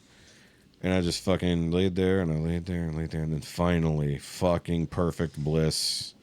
And, like, I wake up with my alarm. Like, that's the next thing I remember. You were at ultimate super comfy. Oh, I mean, I didn't have a choice. The Ambien was going to get me there. So, dude, it fucking sucked, like, so bad. And then I have to go to work. Jessica has to take me to work, so she's got to get up with me, get me to work just a hair late. For me, anyways, I always get there. You know, if you're not 10 minutes early, you're late. Yep. If you're on time, you're late. You're late. Yeah. Either way. So I get there. Thank God it was a light day. Like, it was I could have literally called in and they wouldn't have missed me. It was so light. I really wish I would have been like, hey, You should have. I should have. You probably would have benefited from sleeping all day. Not all day, because I still had to put the car together. The car is still at my mom's at that point. So now I'm like, okay, now I need a ride. I had already secured a ride with good friend Charlie. Not my cousin Charlie, but friend Charlie. So he helped us when Jessica needed a ride when she couldn't drive. So he helped us a couple times. Mm-hmm. I've helped him out back and forth, and we've assisted each other back and forth for the last few months. So that was good. So he gave me a ride from work to my mom's and then helped me for like 2 hours. Oh, nice. So he was nothing but an extra set of hands and actually another set of feet. So we actually ended up... Oh, I forgot to mention, I got it on the ground before we left. So I wanted to see how low it was going to be. Couldn't even get a finger in the fender well. So low it's saying papa mau mau, huh? I'm surprised it didn't say that out loud, to be honest. So I said, I'm too tired to even think about how to fucking get this thing off the ground. I had to put it on 2 2x4s to get the jack out from under it. Because it's like, lowered it down. Okay. Apparently low is enough. Yeah. So, so the first thing we do, jack it back up. I add like 3/4 of an inch to the front end. Set it back down. At that point, okay. So the other thing I had him help me bleed it. So you had the proper spanners and all that. Yeah, it comes with the spanners. So I take it for a test drive after raising it up. It feels weird, but it drives. And then the brakes are terrible. So I said, hey, while you're still here, do you know how to bleed brakes? And he's like, well, I mean, I've seen somebody do it before, but it's been a long time. It's like, all you got to do is pump the pedal and hold it down, and then when I say let off, let off. Have you ever used a overflow bleeder bottle method? I was using not the tool. No, but I used a plastic bottle, and I drilled a hole that would fit my hose just about perfect. Ran that hose down from the bottle to the bleeding screw. Got it. Fits over there perfectly. Okay. Good friction fit. Got it. Open it up to where you have to put a little pressure to get some of the fluid out. Then you start pumping until you see clear. Because a lot of times when I do... Oh, so you're pumping the fluid from out and into the jug, is what you're saying. Okay, so what I was using was the hand pump that has a vacuum with the jar. Because usually by the time I break that out, I'm doing full fluid change in all the lines and everything. Well, at this point, that's what it turned into. So you pump until you see the black stop, and when it goes clear, you wait till there are no more bubbles. Yeah. So you have you alternate between filling up your reservoir and pumping them. Yeah. So there's no air in it when you're done. And it works beautifully. So that's basically what I was doing, effectively, but doing it a lot slower. A large bottle would have been very useful to contain all the... Either way, so we bleed all the brakes, and it's definitely a hell of a lot better. But at this point, like, the back still feels wrong, so we raise the back up a half an inch. Yep. And it looks okay, and so I take it for another test drive. It's driving okay. At this point, I told Charlie he could leave because I didn't need him for anything else. And I thanked him. I owe him a dinner or something. And then on the test drive, I hear a click, ping. I'm like, what the fuck was that noise? To quote me and my mechanic buddy, oh crap, new noise. Yeah. Well, something clearly came loose and hit the firewall or the fender well. I was like, okay, was that a rock? What the fuck was that sound? And then my ABS light comes on. I was like, God damn it. He's like, I know exactly what just happened. So I limp it. I mean, I'm just literally going around the block. It's like a mile and a half. And I take it back to the house, pull it in, and I'm like, okay, which side was it? I was like, I heard it on the passenger side. It's got to be the passenger side. So jack it up, take the wheel off. Sure enough, the fucking ABS sensor is just dangling. I didn't bolt it up. Oh. I had to just sort of start So you it. applied pressure and it went... Well, as soon as I went around the corner, the ABS sensor, which just screws into the back of the strut, just popped loose when it turned, just under tension. Because I'd only just barely started. You didn't damage it or anything? Not enough for it to not work. Okay, good. So I was worried that it was going to grind against the axle and hurt something. And apparently it did. I mean, by the time it happened, it was not even a quarter of a mile from the house. So, I mean, like, I went slow back. Found a 10. Thank God I have so many neon parts laying around. Found a 10 millimeter bolt the same length and just bolted that bitch up. Sorry, Jessica just texted.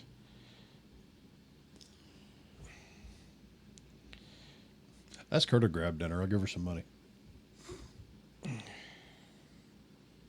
Well, yeah, but by the time she get here, it might be too late. Yeah, true. Because they still have patience. Because she said today they might be working late, depending on what happened at work. So they've been having all kinds of crazy problems at work. Their servers. There's something going around. Everything's going in. No, this is so apparently they had a major fault with their main servers like last year, and they've just been running off a backup server and didn't bother to replace the first one, and then something blew in their backup server. And so they're basically having to rebuild the server from scratch, and they said it could take anywhere from 3 days to 6 weeks. So they're back in the 1980s trying to get work done. Well, the problem is they can't get any information on their patients. Because there's no hard copies. There's no hard copies. It's all digital. So they're still able to see patients, but they can't get histories on them. They can't get anything. You know, that's not an internal source anyway, or an external source. So they have to, it takes longer. They have to ask more questions. They have to. Well, beyond that, there's just basically they're in the Stone Age. They can't do anything pretty much all day long. Yep. Like all the stuff they normally would do, all the paperwork bullshit, can't do any of it because there's nowhere for any of it to go.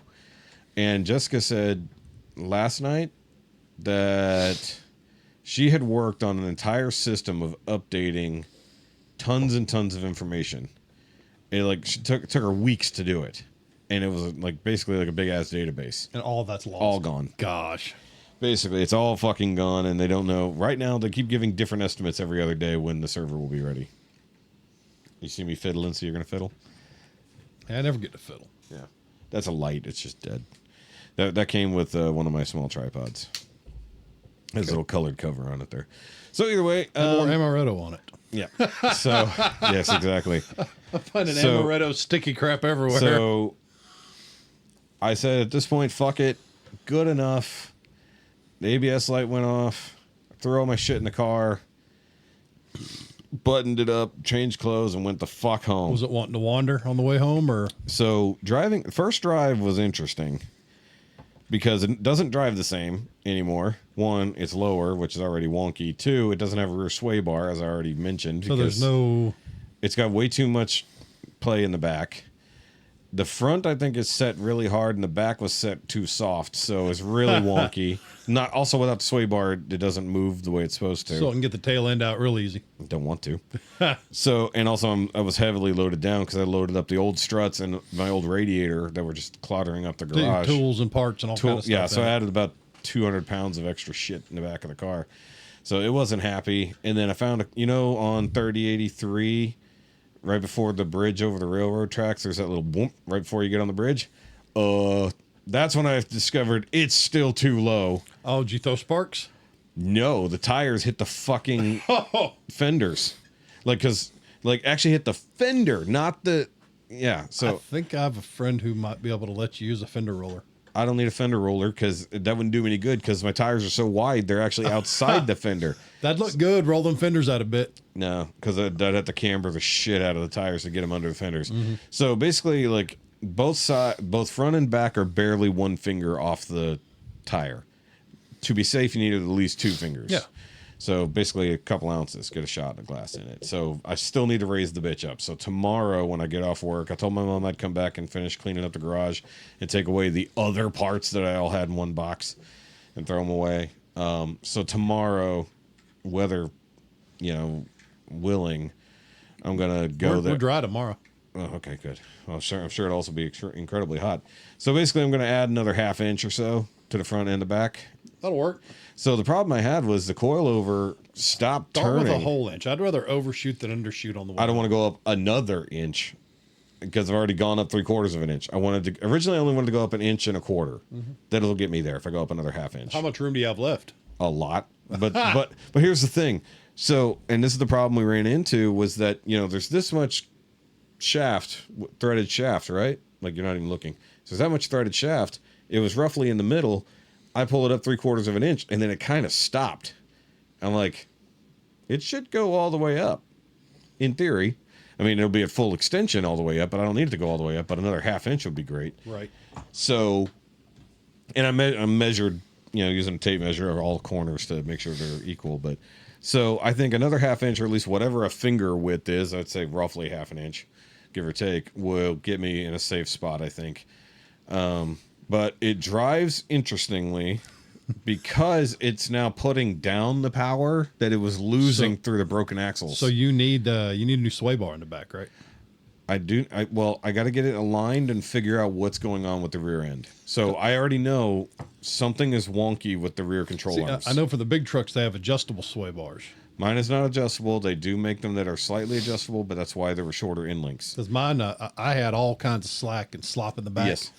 And then I looked and I saw the sway bar with the bushing been beaten out of it on both ends. So I have the bushing kit, right? But I didn't have time to put in all the new bushings. What I think is going on with the rear end is somebody took apart the rear control arms and didn't put them together quite right, because left to right, I can see there's a difference in the bushings. So somebody, I think, put things in the wrong order. Also, there's a strut. I forgot what they call it, strut stabilizer, I think is the word for it. So it's a bar that goes from under the body down to the bottom of the strut, and it has a big ass bushing on it. That's how you also adjust some of the caster with the wheel. And I can see that one of my struts is straight up and down, and one of them is slightly kinked. So I think with the control arms being out of whack, and I think that strut bar being wonky, if I fix that, then the sway bar will go on. So either that was damaged before, or somebody did a really bad alignment when they uninstalled all the parts. So I looked at it when I got the struts off. I think it already had some other type of suspension, and they kept the stock struts, because on the top of one of the strut, the top of it, above the spring topper, that's what I'm looking for, it had SRT written on it. Like somebody was keeping track of what parts they were. And I'm like, I already know that it had a body kit on it, because the front and rear were... That's funny that they had that on there. I have SRT parts on the Suburban. Yeah. They're off the rear shocks off a Raptor. Oh, yeah. The Fox twin. That's not SRT. Or SVT, I'm sorry. That's SVT. Yeah, but it's the Fox twin chamber. Yeah, that's the special vehicle team, not the street and racing technology. Whatever. That's it the works. differences. Yeah, that's the difference. And they were free. Yeah. So basically, I needed to get it. I'm going to raise it up, and then I'm going to take it to an alignment shop and have them figure out the back end, because there are no specific new bushings that I can buy for those rear control arms, unfortunately. But what they do have is adjustable control arms that are $159 a pair. Oh, dear. But that would give me a lot of adjustability for toe and everything in the back, which I don't think I have that big of a problem with it, but it would update it, and it would be whatever, and it would give me all new bushings, blah, blah, blah, blah. So either way, it's not done, but it's drivable, and I think once I have it another inch or another ½ an inch or so higher, it'll be more drivable. Thank God that's actually pretty quick, because what I'll probably end up doing is just jack the whole fucking thing up, just do all 4 corners at the same time instead of going each wheel like I was doing. I mean, I thought about asking a certain someone that I know who has a shop if I could see if I could use his lift, but I'm scared that it currently can't even get on a lift.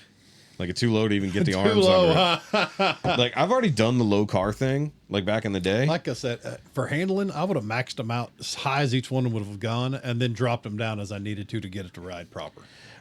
And normally I'm maybe, but I think at the maximum height, obviously you've got no rebound at that point, I would think. No, but still, it'll allow you to set it down and let you see what your clearances are looking like. Yeah. Then you can take measurements, subtract that measurement from your tower, and drop it down. Yeah, I'm basically just doing the opposite. I mean, it wasn't at its lowest point, because if you want to go absolutely stupid low and adjust the camber, you'll tuck a wheel like crazy. You can't drive it worth the shit, but you could do it. Because, I mean, like I said, the actual adjusting nut was right in the middle. Mm-hmm. So if it's this long, roughly, what is that, 8 or 9 inches, give or take? Yeah, that's a guy measurement, yeah. Yeah, roughly. So 10. If it's 10 inches, you got to measure all the way to the taint. Yeah. So Been measuring wrong this whole time. yeah, exactly.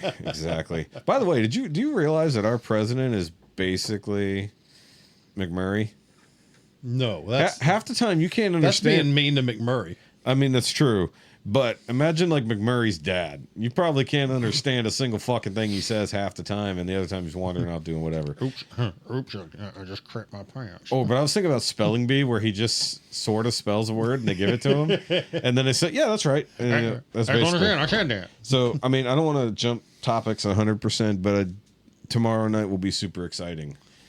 We get our first presidential debate. It's going to be another friggin' joke. It's going to be a giant joke, believe me. We're going to talk about that tonight on the Patreon, along with a few other things. But It'll be, and your response. Oh, okay, you're done. just turn off the mic. Yeah. And I guarantee you, they're only going to be turning off the mic one way. Yep. Yep. They already, did you? No, I don't want to get into it right now either way. So, I've not been paying attention. I've been we'll talk about I've it been tonight. in a happy state of denial. Yeah. So we'll talk about it tonight on the Patreon, guys. I forgot to promote the Patreon early at the beginning, but the swoosh would have happened anyways on the screen. So if you do want the full uncut version of the podcast, we can wave at you guys right now because you're watching this on the Patreon. You can see the full. That's right. No fat cam. Yeah, no fat cam today because I didn't feel like doing it. Where am I? When am I? I've been saying that for days. I know you have. Well, you also like almost changed time zones. You went to Dallas. That's almost. See, Texas has vertical time zones instead of horizontal. I'm sorry, longitudinal instead of latitudinal. Where it's like we have time zones. I've been going on north Dallas and south. time, man. I'm drive lagged. Isn't that weird? It's a 3 hour distance. It's like I swear to God, it was 1 o'clock when I left, and it's 1 o'clock now. Yeah, doesn't make any fucking sense. It's like there are no time zone differences. It's like no, it's Texas. I bet if Texas becomes its own country, we can do that. What, 3 different time zones? No, start the time zones at like Brownsville, El Paso, Austin, and Houston. Yeah, no, we'll go north and south because nobody really goes east and west. We only go north and south in Texas. But yeah, something like that. But either way, no, the car woes are not technically over, and I know I'm gonna have to spend more money. Oh, mine either. Well, I mean, you're still got to fix. We've got a lot to fix. Oh, so that's what I was gonna tell you about your Suburban. That should be an easy fix. It is an easy fix. New tie rods. But everything else in there that Tie may rod be ends. bad or may have slop in it, we're replacing at the same time. Well, just get a new bushing in. Well, because I'll be getting new tires for the Suburban soon. Yeah. And I'm getting as big as will fit up front. Yeah. So you're gonna need tough ball joints. So I'm on 33 and a halves right now. Okay. And because I did that Bilstein 5100s up front, yeah. I think I can clear 35s. Maybe. I'd love to clear 37s on it because that's what I had on my old my old 3/4 ton Cummins. Yeah. And 37s looked good. So definitely replace both front tie rod ends, if not the entire tie rod with the tie rod ends. Oh yeah, my mechanic, he's got it. Yeah, and then the ball joints, just because at that point you're gonna might as well just do them. That's one of my worries is that I think my driver's side ball joint might be But about we're done. also upgrading to tougher materials. Uh-oh. You know, Yeah. Moog on just about anything we can find. Moog. Because Moog doesn't have a replacement policy because they don't break. There's never a Moog replacement. That's kind of like H&K, you know? Yeah. The customer service sucks because the pistols just keep running. Yeah. All right. So, real quick, do a little bit of our normal show, like in a way where we're not just complaining about our problems. So that was a long bitch fest. well, we both have had significant problems. I mean, like I haven't had anything else going on except for my car being fucked. So, What you been doing? Sweating, crying? yeah, sweating and crying. Little both. Sweating, crying, taking drugs. Cursing. If I can. Cursing. Spending money that I don't have. Throwing wrenches? Oh, so all in all, I think it was about $690 for tools and parts just to do this one part of the That's car. an ouchie. That is an ouchie. But it's looking like it's going to significantly change the way you enjoy that vehicle. So that's one thing I mentioned, that like with the axles now working, even though the car is still too low and probably binding a little bit because it does feel a little resistant. If I raise it up a little bit more, I'd probably be happier. That's the plan anyways. Dude, like the way it puts down power is so different because these are racing axles. They're good for 500 horsepower. I'm nowhere near, I'm about half that at best. So like it puts down power so differently. Like I'm not sure how to drive it. Not to mention it has fresh transmission fluid in it, so it shifts kind of nice. Just take it easy until you. Here's the best part. My parking brake now works. What the fuck? Like how out of whack were my brakes to begin with? It heals. Like, okay, so bleeding the brakes, mind you, it's a normal old school.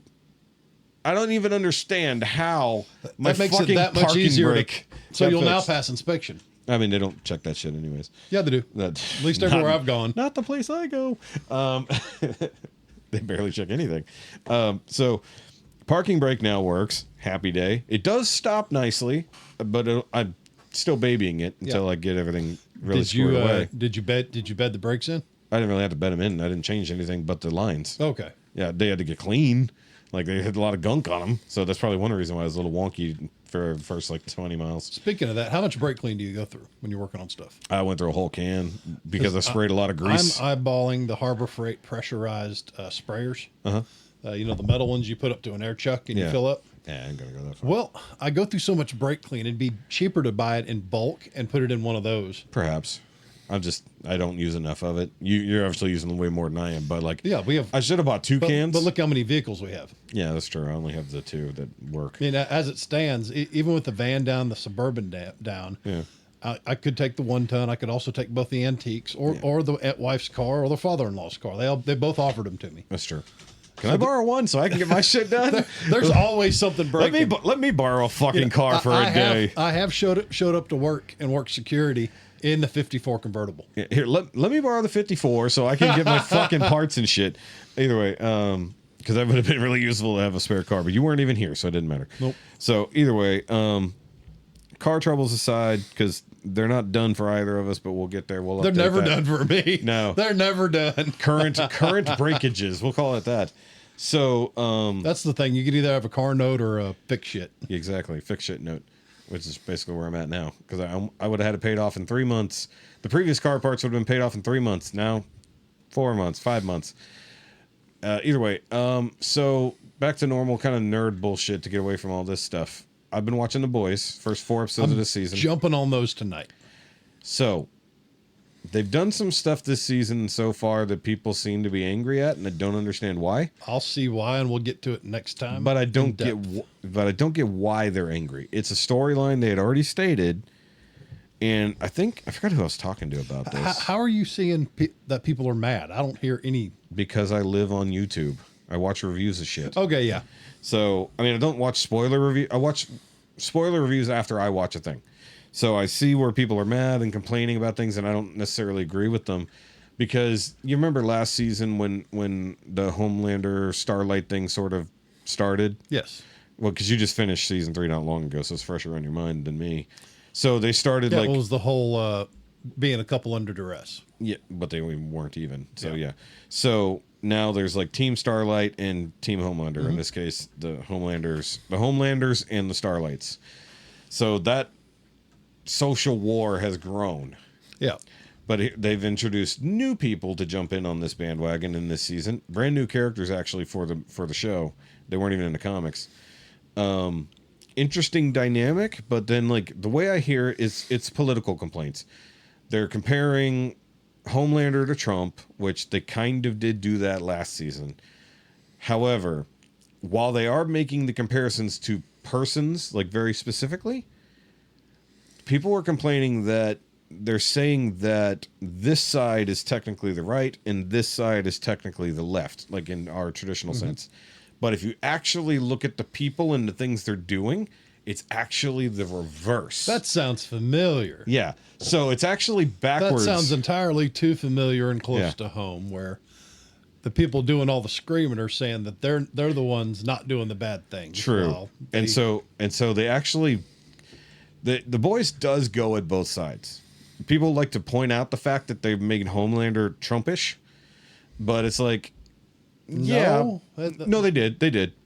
Yeah, he actually makes claim. They use some things that Trump said, and they have him say very similar items.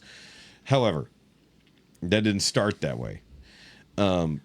But the thing is like, while he's Trumpian in some of the things he says publicly, he's definitely not that otherwise. And it's the exact reverse for the other side. Yes. So that's what's so funny about it. They're like, well, it's the mask. It is. It's 100% the mask. And they put on that false image to maintain power, to maintain quote unquote and perceived popularity. And Vought is all about that. And so the funniest part about it is that while it's written to be a caricature of people on the right, it's actually a representation of people on the left, and then vice versa on the other side. And it's kind of funny. Their Dickensian obsession of maintaining their perceived authority. Well, they have authority. It's not even perceived. It's there. They'll go to any means in the world to not power. Be put out of power. Well, look at it this way. In this case, it is power is power. That's it. That's all it is. But once again, ultimate power ultimately corrupts ultimately. So, and I will say that this season so far, the first 4 episodes, holy fuck. I've got 6 hours to kill tonight, so I should get through all of them. The other thing is, you can do that, or you can watch season 3 of Shorzy, which will probably be shorter technically. Well, by the time I see you next, I'll have done both. Yes. So I plowed through Shorzy last night. Giggity. Did not expect this season to go where it was, and if Jessica hadn't been sitting there with me for the last couple episodes, I probably would have cried. Like, outwardly cried. Really? Yes. What, their national anthem? It gets you too, doesn't it? No. I'm not going to tell you any details. Don't tell me anything. Let me enjoy it. Details. But like, I've really, really enjoyed the plot development. I'm probably going to watch season 2 before watching season 3. At least watch the last episode, because it at least gets you caught up. But realistically, they do enough recap because it's so close. We don't have a 2.5 year gap anymore. It was only 8 months ago. So, and where they leave the season, I got confused too, because I was clicking on the thing. I'm like, okay, how much time is left? And then I thought the current episode I was watching was the final episode, and I was like, that is not how they're fucking leaving this. I was like, no. I was like, they better not fucking leave it right there. But either way, Jared Kiso acts his ass off in this season. You can see me tearing up a little bit. But not only that, dude, the writing on this show is so fucking good, because like, every character gets something, and even if they don't, they include them enough in a weird C plot that you have no idea what's going on until they finally show you. 4 episodes into the season, they finally show you something that you noticed in episode 1. You're like, the fuck is that? And then finally, episode 4, they finally show you why that thing is like that. Does the remaining Polichetti make an appearance? No. Well, no, none of those Polichettis. No, there's only 2 brothers. Yeah, and a sister. Well, I'm saying there's only 2 brothers. Yeah. Those are the ones who are technically called the Polichettis. One was DED. What? Wasn't in the second season? Both of them were there. I thought one of the Polichetti brothers was dead as a doornail. No. The other one killed him. I know. I don't remember anything Guess about I'm that. rewatching it. You're just making shit up at this point, buddy. Apparently I've been watching too much, and they're starting to blend. Yeah, you're mixing NCIS with fucking Shorzy. So I will say they introduce some new characters, antagonists, which is fun, because this entire season More people to fight. They bring in the anti-Nat, as it were. So another female team owner who's a badass, and like, it's fucking tough, dude. But also, I'll tell you this, they gave Nick a lot to do. Are they still the Sudbury Blueberry Bulldogs? Yes. So the weird part was, in the trailer, they showed them wearing the old school uniforms. Yeah. That was for one game, and then there's no explanation for it. But then also, they wore their away game jerseys at one point too. So they're playing all at home in this season. but they're playing against teams from all over Canada because it's the senior championships. Senior whale shit. Gotcha. This is the senior nationals. So this is total everywhere across the country. So it's not just the no-show. So and the funny part is not really a spoiler, while we do get some really good hockey stuff, they don't show you the end of a lot of the games. They just show they did things. You know a game happened. Then they're back in the locker room. And then you're back in the locker room. They did something else in like episode 2 that they've never done before, and that was a time lapse. I'll get there. So this was fun. It did not plot related, nothing like that. It was just a cool scene they'd never done. It was a time lapse of everybody coming into the locker room and getting dressed, like the whole team, from the moment like the dude walks in and hangs their sweaters for them, all the way through to the game being over, and Shorzy is first one in and last one out. Yeah, like a good leader. Game stick, everything. Yeah. So I mean, like, it was a very different season, but it was still a very good season. All right, Jessica's leaving. Good timing, since we're going to be running behind anyways. But it's okay. We got an hour and a half till Patreon time. Either way, on top of that, I mentioned it last week with Andre here. New season of Demon Slayer is still ongoing. I caught up on everything today when I got home. Oh, really? Except for The Boys, which I thought The Boys came out on Tuesdays. So you sat around just hurting. Yes. So my problem is I don't know when The Boys comes out because they did drop 3 episodes in once, and then I swear to God the 4th episode dropped last Tuesday. So now I don't know when The Boys comes out. It might be Thursdays. I'm confused. I'll keep track of it. Yeah. So I mean, I'm sitting there like, when the fuck is the next episode? And I was like, The Boys has got to be out by now. What was the other thing I watched? I watched something good the other day, and I forgot what it was because, well, the whole fucking weekend has been wonky. Well, on your suggestion, while out of town, I watched Godzilla -1. Yes. Tell me about your -1 experience. I enjoyed the hell out of it. After researching it, I was even more impressed. A $15 million budget. But they grossed like give or take $3 million. But they made like $110 million. Yeah. And for that budget, and won an Oscar. The effects were fantastic. That's what happens when you have one dude. The storyline was great. I really enjoyed everything about it.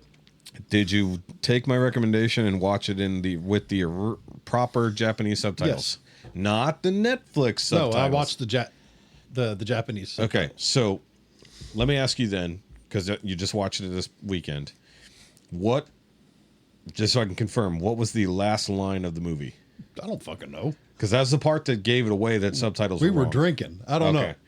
So the last line of the movie is basically, how does it say it? Is your war over now? Yes. Okay. So if it was, is your war over now? That's the correct translation. Yeah, where she finally says, "Can we be basically asking if we can be a family?" Well, basically asking him, look, she told him if this war wasn't happening, it'd be different. Yes, exactly.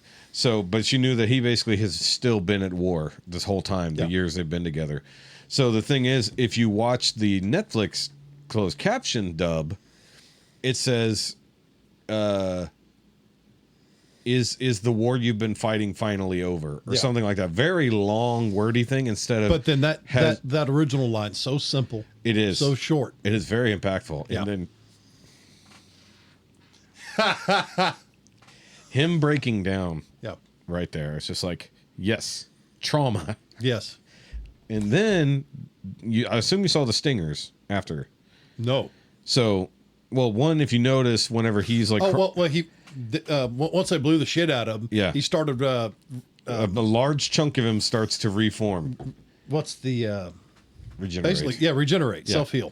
Yeah. So basically, this Godzilla is essentially a cancer. That's cellular memory. Yeah, is basically what it is. But the thing is, he evolves a little bit every time he gets hurt. My sister asked a great question: will he have the same memories, or will we start all over? Well, here's the thing: you're assuming it even has a personality.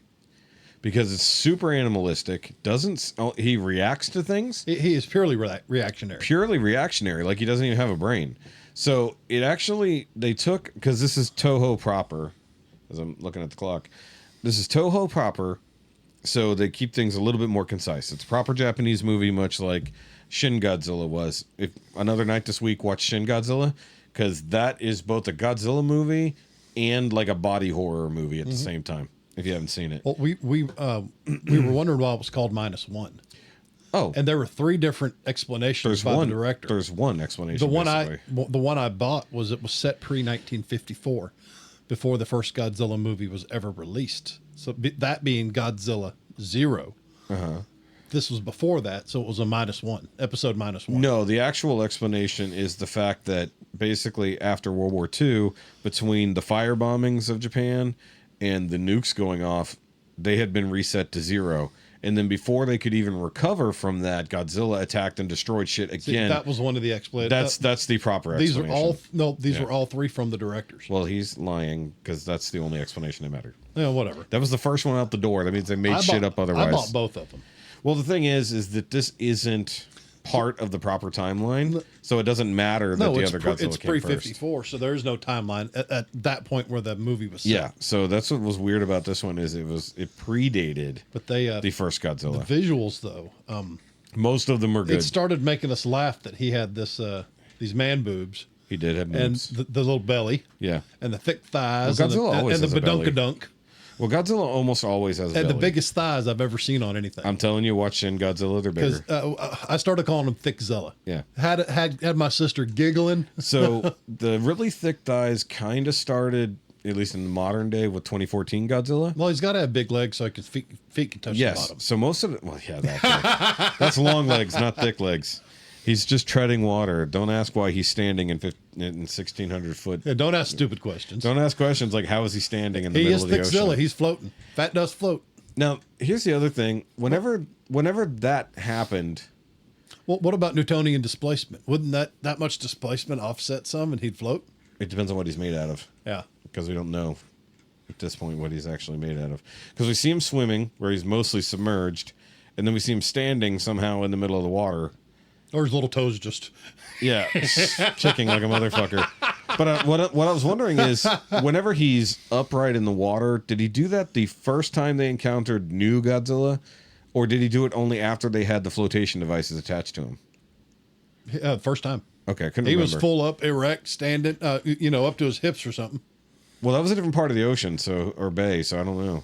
I mean, it's like Galveston Bay. You can do that 12 miles out. That might have still been shallow enough, but this Godzilla's only like, I don't know, 50 feet or something but like that. where they encountered him with the Freon device. That was 1,500 meters. Yeah, so he's not touching the bottom, but he's somehow very much upright. That's a lot more Don't feet. ask the questions you don't want the answers to. For real. Dude, I do like that little bait and switch they did, though. Where Yeah. either way, had the movie ended right there, like if Fukushima died or not. If he would have gone full kamikaze, but the ejection seat was cool. Yeah, but I also love that plane, that interceptor type. Those the pusher type. Yeah. With the canards up front and all that. Yeah. The swept forward wings. Yeah. Yeah, that was neat. It was a cool plane. You don't see a lot of pushers. No, not really. Not in that era. Yeah. I mean, that was an experimental plane to begin with. They would have only had a couple of them, and that was the only one that was intact. And Right. the only thing that they even had access to. And I love the fact it's not a major army. It's the remnants of people in this fucking town and the people they can gather. Yep. So the two moments that I loved was, When they first hit him with that first mine. yes. That was badass. Yes. That was, And then they freaked the hell out when he started to regenerate. yeah. By the way, other than the boat, nothing in that was fucking real. Yeah.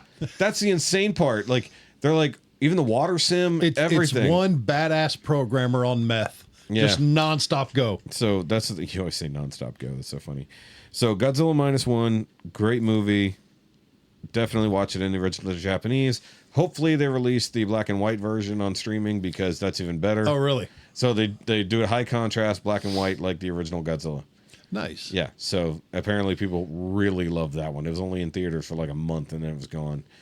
So let's see. Anything? I haven't been watching a lot. Dude, I've been reading more than anything lately. Dude, I'm telling you, I watched something the other day that I really enjoyed, and my brain is so fucking fried, I can't remember what it I was. did a Western called The Harder They Fall.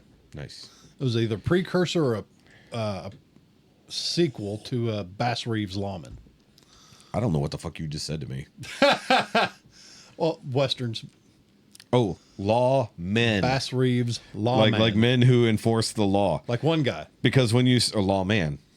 So when you say lawman, that can either be some type of noodle dish. That could be some type of pack animal that's very fuzzy and you cut its fur for jackets. Or a lawman. Yep.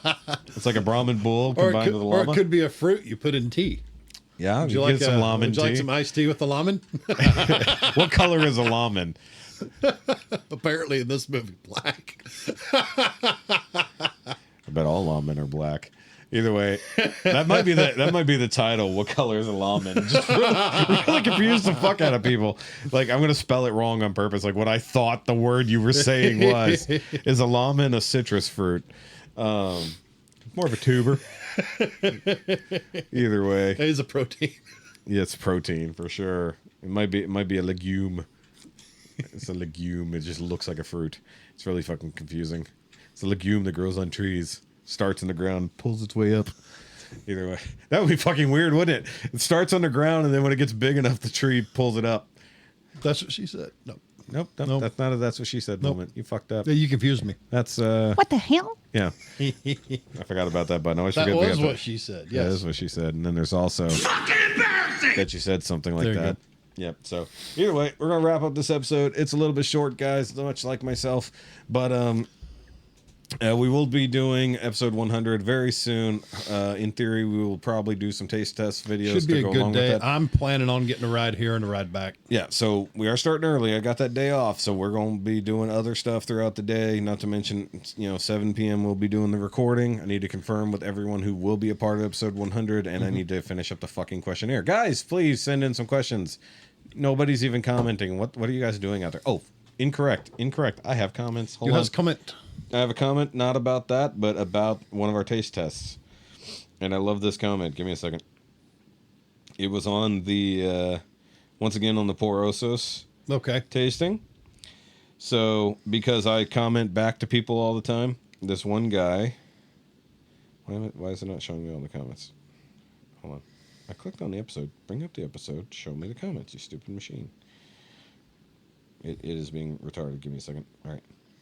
All right, so what is the name here? Frosty Deegs says, the way you just fire shots at people in the comment section is based as fuck, and I love this place. Because I just replied to everybody.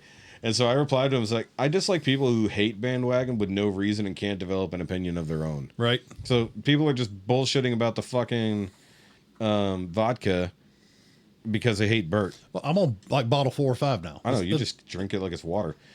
So Old School Boxing says somebody should compare this to the Crystal Skull vodka. I don't have any of that, or we would. That's a no. That's Dan Aykroyd's. With the Crystal Skull vodka, you don't get the vanilla. That has like a little minty vanilla lift on the back end. Well, yeah, but I don't have any to taste to know. But I do. Well, then what good is that doing for me? All right, bring that over then. It's gone like the rest of the vodka I get. You dick muncher. Either way. Well, vodka for effect, whiskey for taste. Give me a second. I'm going to pull up. Okay, so Frosty Deegs replied to my comment to someone else, said, gotta love engagement. Subscribe to your podcast after this video without even seeing the podcast yet. You guys are great. Because I just talk shit. Oh, well, good deal. Because I talk shit back to people who talk shit. in Keep the talking comments. shit. Oh, that's what it was. Okay, so my YouTube algorithm reminded me of one of the videos I just watched. So it's been a couple weeks. And we'll wrap up on this. Dude, I know you haven't watched it and you're not too big on cartoons, but Hell of a Boss on YouTube, for a free YouTube show, some of the best animation in I modern watch day. cartoons all the time. I'm a big fan of Bruce too. Once again, you're saying words I don't know what the fuck you're saying. Two stupid dogs. Either way. So I do recommend both Hell of a Boss and Has Been Hotel. You already have Amazon. Watch Has Been Hotel. They're in a connected universe, but they're not directly connected. Hell of a Boss is in the middle of season 2. Has Been Hotel just did season 1. Has Been Hotel only had a pilot on YouTube. Amazon saw it, liked it, picked it up, paid all the good money. You can see where the money went Right. if you're watching season 2 of Hell of a Boss. Dude, once again, really good writing, really good character profiles. Like the current episode that just came out, which was dumped a little bit early, it felt, because they're like have to do them months apart because they are animating this shit. Right. From the previous episode, which was a big fucking emotional kick in the balls for a fucking YouTube cartoon, like the character development, and then a particular thing that happened. I want you to watch it, so I don't want to spoil it. If you get emotional about like real stuff, I don't know if you're an avoidance type or an acceptance type when it comes to emotional stuff. It's like, God damn, like. And then this last episode, while kind of silly in some parts, because it is mostly a comedy, but it's an adult comedy, so there's all kinds of sexual stuff and bad language and bad situations. Not to mention they're in hell and they're demons. Yeah. So there's that whole thing, because they're not good people. They're fucking demons. But this last episode, like, all in the feels, like, the whole fucking time. And it's, like, only a little bit of silliness here and there. And some animation, like, they clearly didn't put the money's on the screen, but you can tell they changed things just a little bit because they animate certain things certain way, like action scenes got to be some way. Dude, the way they direct action for an animated series is fucking nuts. Like they have some insane battles, like 3-on-3 fucking fights, or like whole group on 2 people fucking ridiculous fights. And while it's really fast, you see what's going on. You see people getting slaughtered, even though it's super fast paced, but the direction for it, the fucking animation, like they do a full on like 360 spin around the battle and it's not in 3D. They hand draw all that nonsense. And I was like, God damn, that is a lot of work for a 15-second shot, and it's a good series. And like, not sure where it's going next, but I know from the teasers and episode titles, because they dropped the episode title list, that we're getting much, in the very literal sense, bigger characters that we haven't seen yet that have only been mentioned, because this goes off of like some proper biblical lore when it comes to demons and stuff. So, and then also goes by the Key of Solomon, or the Lesser Key of Solomon, where they list out all the demons, the Ars Goetia. So they follow that. So you got your kings, your princes, your dukes, all that of hell. And we've only seen a very small handful of them. But in theory, this season, we see the big boy. Cool. Literally. Like, and they do make the differentiation between Satan and Lucifer, because so many people conflate those two things. No, the Lucifer's the morning star. Yes. Yeah. And Satan just means enemy. Yeah. So that's the thing that people always conflate. Lucifer technically can be a Satan, but Satan is an actual demon character in lore, period. Like, they're not the same thing, but we've conflated the two through however many different rewrites of things. Right. So in this one, we're actually, in theory, going to see Satan. Yeah, you're going to need to write both of these down because I'm not going to remember. Yeah. Hell of a boss. It's easy to remember. Hell, demons, of a boss. We'll write them down later. We'll write them down. So that was actually really, really good, this episode. That's the one thing I definitely watched this weekend. I couldn't wait. I'm like, Jessica, go in the other fucking room so I can watch Hell of a Boss. I was like, not because she won't watch it. She'll just sit on her phone. I was like, it's a good show, and she probably would fucking like it and laugh at it if she would just watch it. She came home. I was 4 episodes deep into Shorzy, and she came home right before one of the biggest moments of the season. She walked into you crying? No, I wasn't crying yet, but like she walked in right before one of the biggest moments of the season, and so we saw that together, and she was like the look on her face, like, because she watches Shorzy and Letterkenny with me just passively, but she pays a little attention, and she's like the look on her face. I may wait for Sunday and watch the whole season with Luke because he really likes Shorzy. Yeah, either that or find a way to watch it quicker so we can talk about it, but. Because it's so good and I have no one to talk Shorzy with. Even Christine. So Christine's a subscriber, a longtime subscriber. And I'll get him tonight. We can talk tomorrow. Yeah. So she told me that somebody had uploaded the first 4 episodes onto YouTube, and I looked at the date, and I'm like, it's already on Hulu. I'm watching it tomorrow. And then I texted her immediately after I watched it because she's in Canada, so she can watch it proper. Yeah. So she can watch it on Crave TV. I can't. So in Crave TV, you can't get down here even with a VPN. It's really, they made it hard to get, huh? They made it very hard to get. Is that similar to their television licenses in Europe? I think they do have some like BBC type things, but Crave is like their big Canadian streaming service. Okay. So even with a VPN set to Canada, you couldn't even download the fucking app. Wow. Yeah, so they're like, nope, you're not Canadian. You're in Texas. I can tell. I'm sorry. Yeah, so I'm sorry. You can't come up here, Texas boy. Oh, that is one funny thing that we didn't really get to see much of in the series because they introduced these other teams and they're all like very well themed. One is like just super Canadian and like they're super nice guys. One is some like roughneck fisherman guys from like the fucking far end off the coast, and one is like just cowboys. It's a whole team of fucking nothing but cowboys. Oh, from Calgary. I forget where they were from because, frankly, it's hard to follow that because the way they just list shit off. They describe the teams and they show the teams.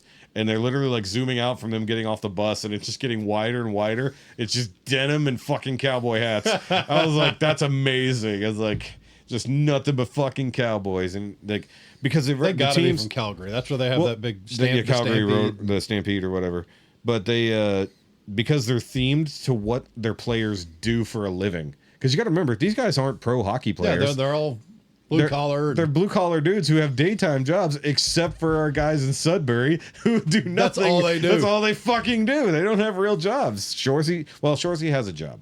To be fair, he's a referee. Yeah, but he still works in the same fucking place. Yeah. He works there. So either way, great. Back to And it. the gyms. The gyms do have a job. They're prison guards.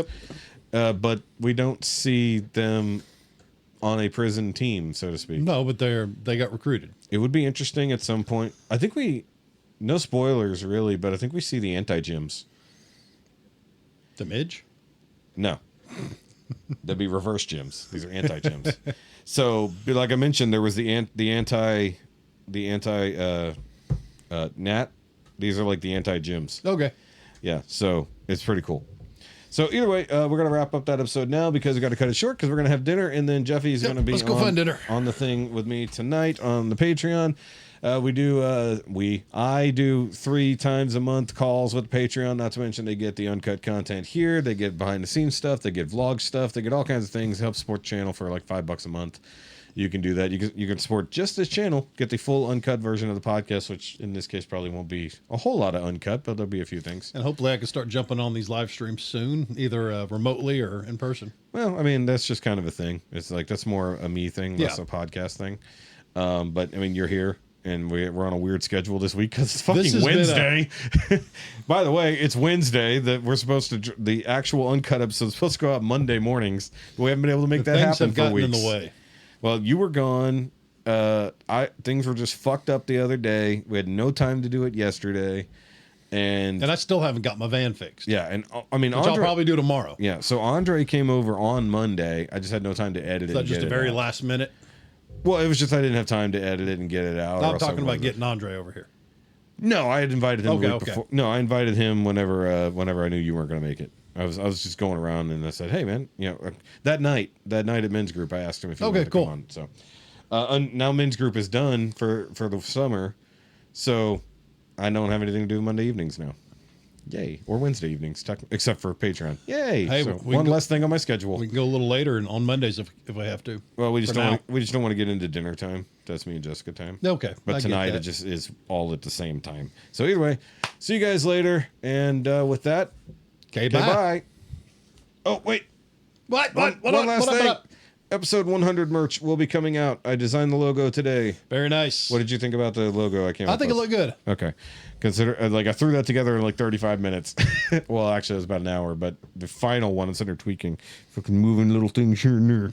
It's like, and doing everything I can with my fucking phone. But either way, the patrons had already seen it, and I showed it to you, and I showed it to Shaun. So, and we will have a cake for episode 100. There will be cake and barbecue probably for episode 100 for everybody who's here. All right, bye guys. Bye.